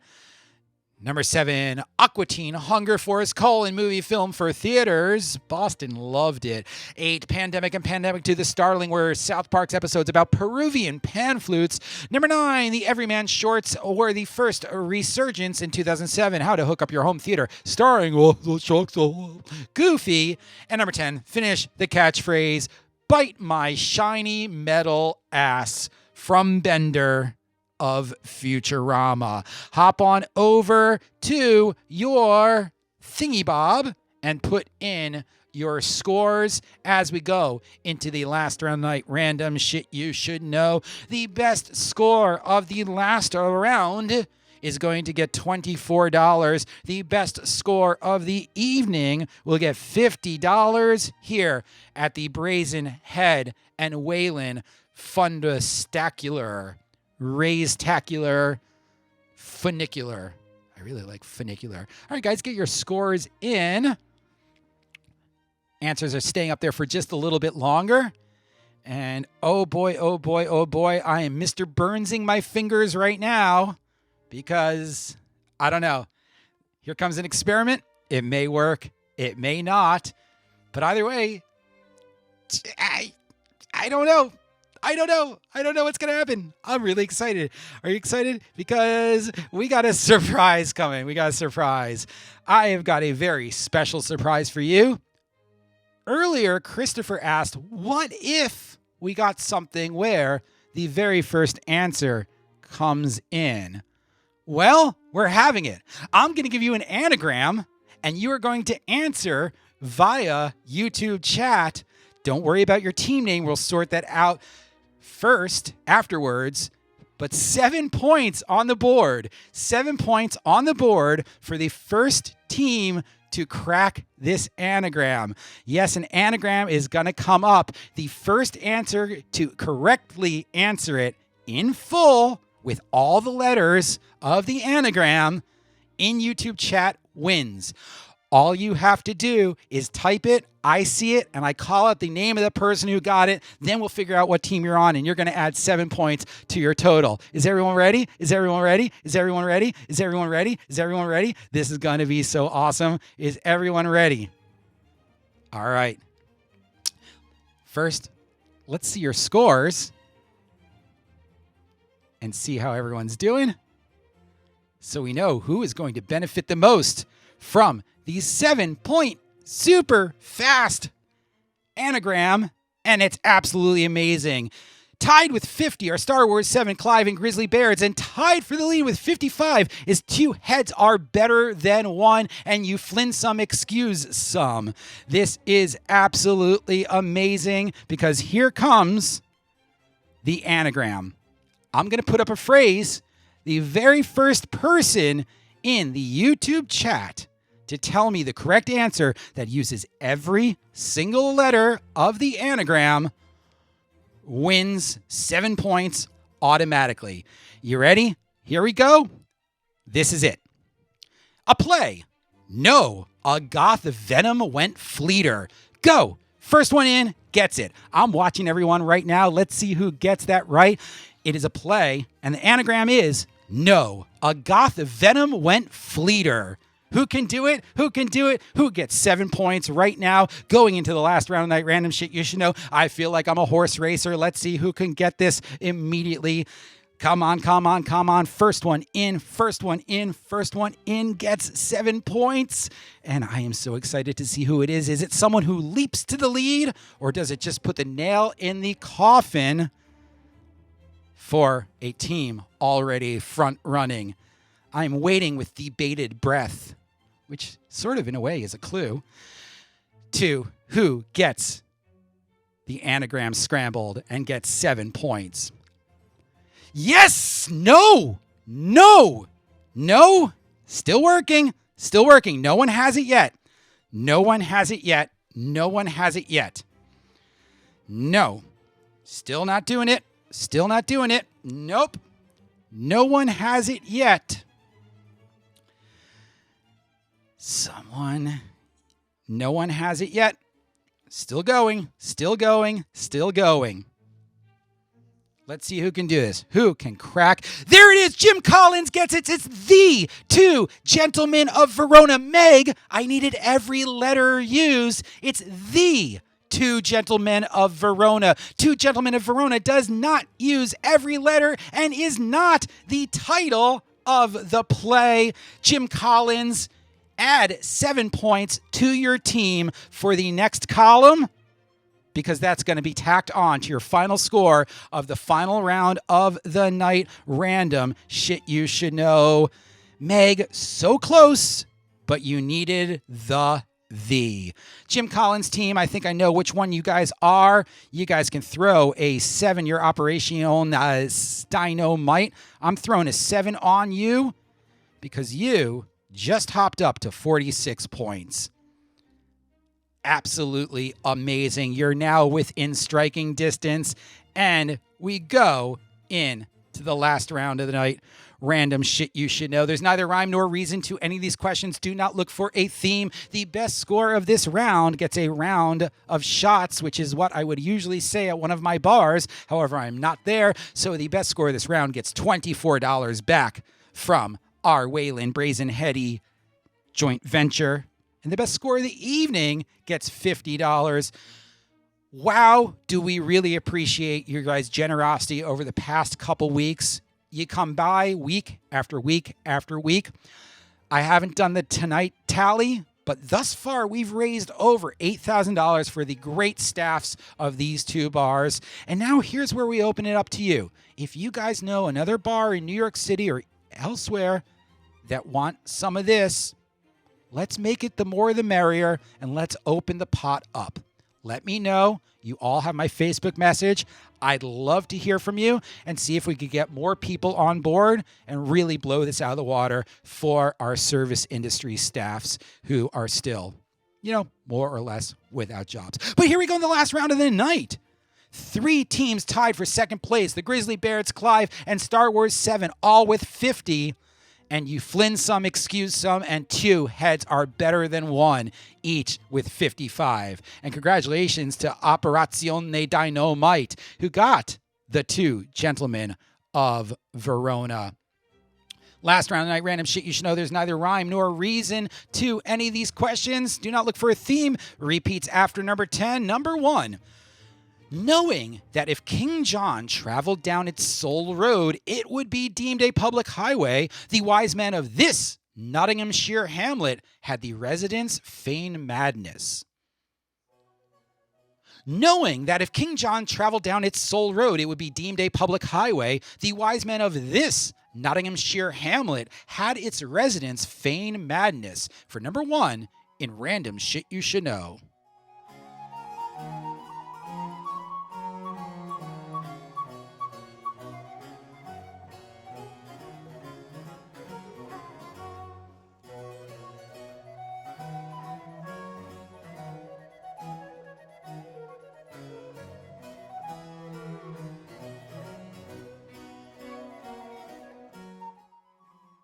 Number 2, straddling the U.S.-Mexican border, the city of Nogales is in these 2 states, U.S. and Mexican. I need both of them. Straddling the U.S.-Mexican border, the city of Nogales is in these 2 states, U.S. and Mexican. Both of them, no partial credit.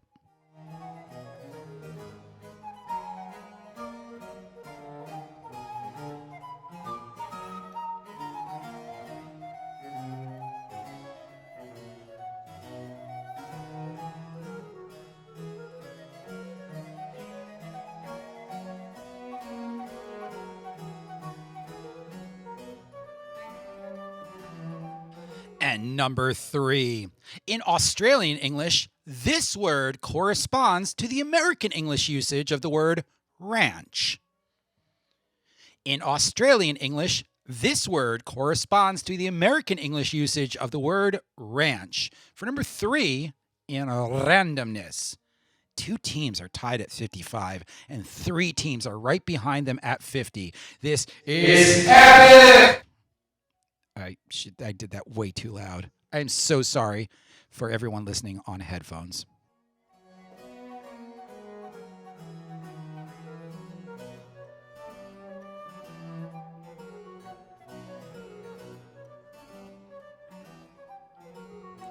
Number 4. His first film was 1935's The Farmer Takes a Wife. His last was On Golden Pond. His first film was 1935's The Farmer Takes a Wife. His last, On Golden Pond.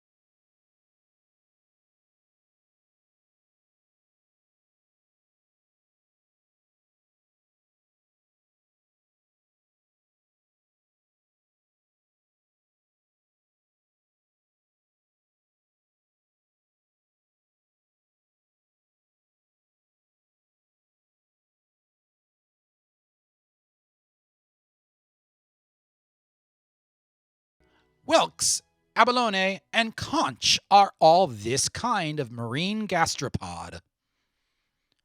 Whelks, abalone, and conch are all these kind of marine gastropod.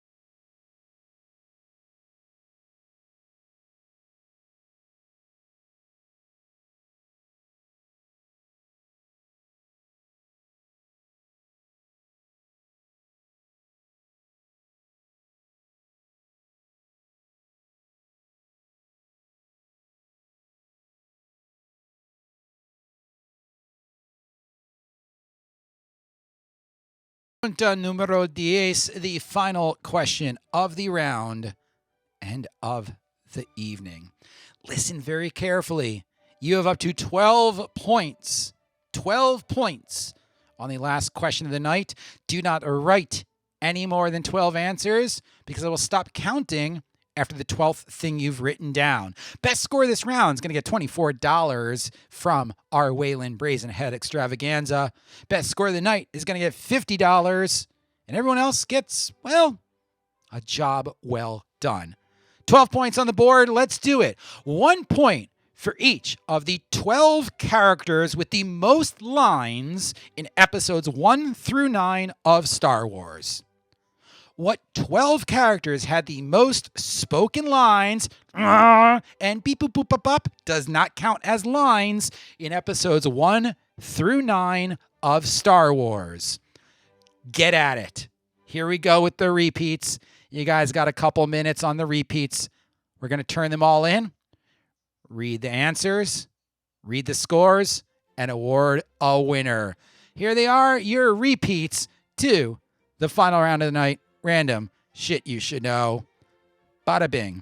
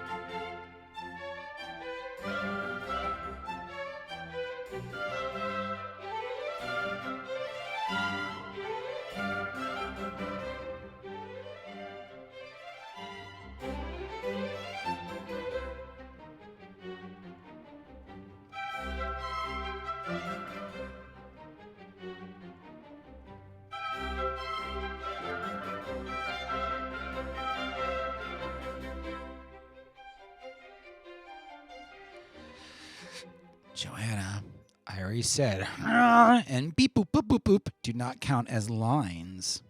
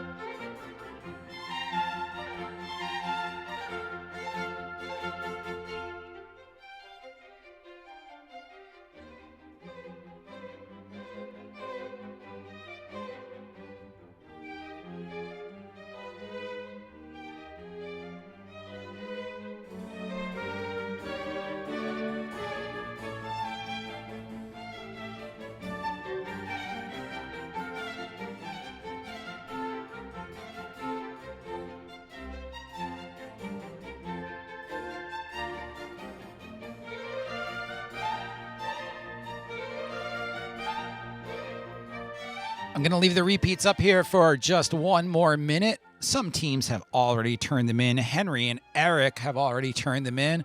So if you got them, let's pop them over. But if not, you still got a minute left to take a look at all of them. And remember, and beep, boop, boop, boop, do not count as lines.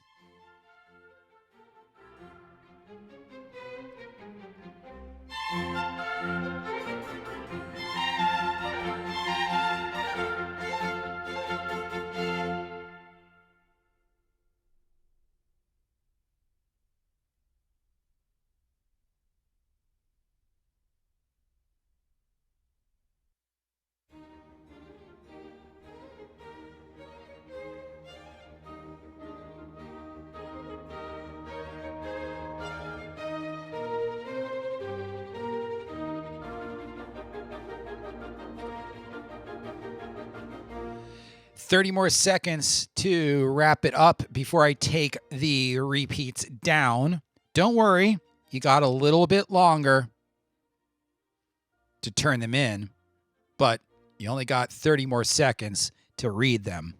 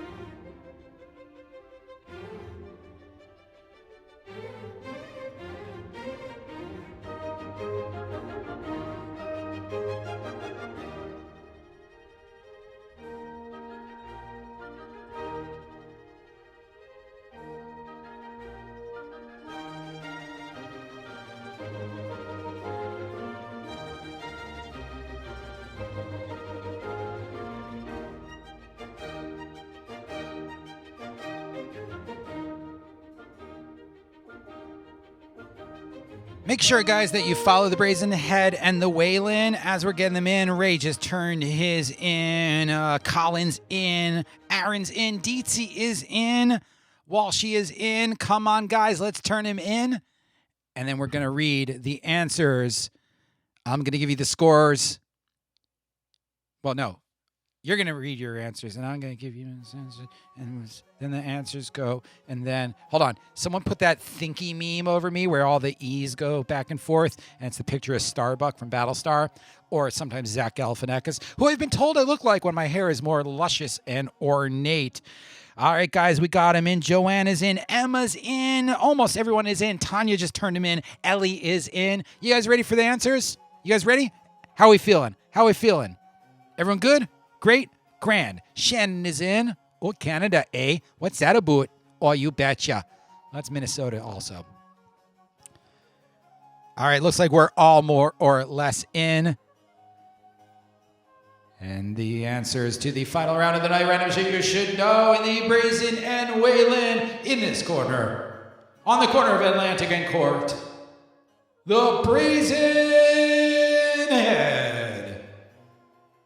And in this corner, on 50th and 10th Avenue, the Way. Okay, I'm done with this. That's a stupid game. Let's stop it. Here we go with the answers to the final round of the night. Make sure that you go and follow the Brazen Head Brooklyn and the Waylon NYC on all social media, so maybe you could get some hints on what happens next week. Make sure tomorrow to go by barflytrivia.com and play Ray LaChance's game. It's super fun. I'll probably be there also. Answers. Let's do this. I'm done with you. Done. Round 6 answers. Number 1, knowing that if King John traveled down it, it would become a public highway. The Nottinghamshire hamlet that feigned madness was Gotham. Gotham is where New York got its name. Washington Irving ripped it off. Number 2, Nogales straddles the 2 states of Arizona and Sonora. Those are the Mexican and United States opposite, not respectively. Number 3, in Australian English, ranch is Station. 4, The Farmer Takes a Wife and On Golden Pond bookended the career of Henry Fonda. 5, Leopoldville became renamed Kinshasa. 6, the highest box office grossing Real Housewife is Denise Richard. I thought Christmas only came twice. Am I right? And Starship Troopers is awesome. Number 7, Mythical Kingdom, named after a mythical king. Actually, one's not mythical. The king is mythical. It's called the Minoan civilization after King Midas. Number 8, Whelks, Abalone, and Conch are all sea snails. Sea snails? Yeah, I need sea snails, not just snails, because I said marine. Number 9, 13 of the 27 books are attributed to Paul, but he co-wrote them with Saint Timothy. And number 10, the 12 characters with the most lines in episodes 1 through 9 of Star Wars are, in order from the fewest to the most: Qui-Gon Jinn, Emperor/Chancellor Palpatine, whatever you got is fine; Princess Leia, Poe Dameron, Padme Amidala, Queen Padme, Queen Amidala, whatever, Rey, Finn, C-3PO, Luke Skywalker, Obi-Wan Kenobi, Han Solo, and number 1, Darth Vader and or Anakin Skywalker. However you wrote it, you got 1 point, because that's the same person. Head on over to your score sheet, tally yourselves up. Operazione Dynamite. Remember that you have 7 points to add to your total for the last score of the evening. And remember, guys, the best score this evening, adjusted for, bonus points, gets $24 back. The best score of the night gets $50. So let's add yourselves up. You've got all the answers right next to you that you could take a look at. Let's see who wins this bad boy here at the Waylon and Brazen Head Extravaganza. What a great night. We really appreciate you guys coming week after week. Bring some more friends. Make some more money. And if you got some bars that you want to get in on this, let me know. Thus far tonight, we have raised, we've raised a lot. Well over $1,200 for the Brazen Head and the Waylon. Sounds like a pretty good night, and everyone's been super generous. Everyone getting their scores in. Absolutely fantastical. Get them in, get them in, get them in now. And let's see what we got for the final totals of the night.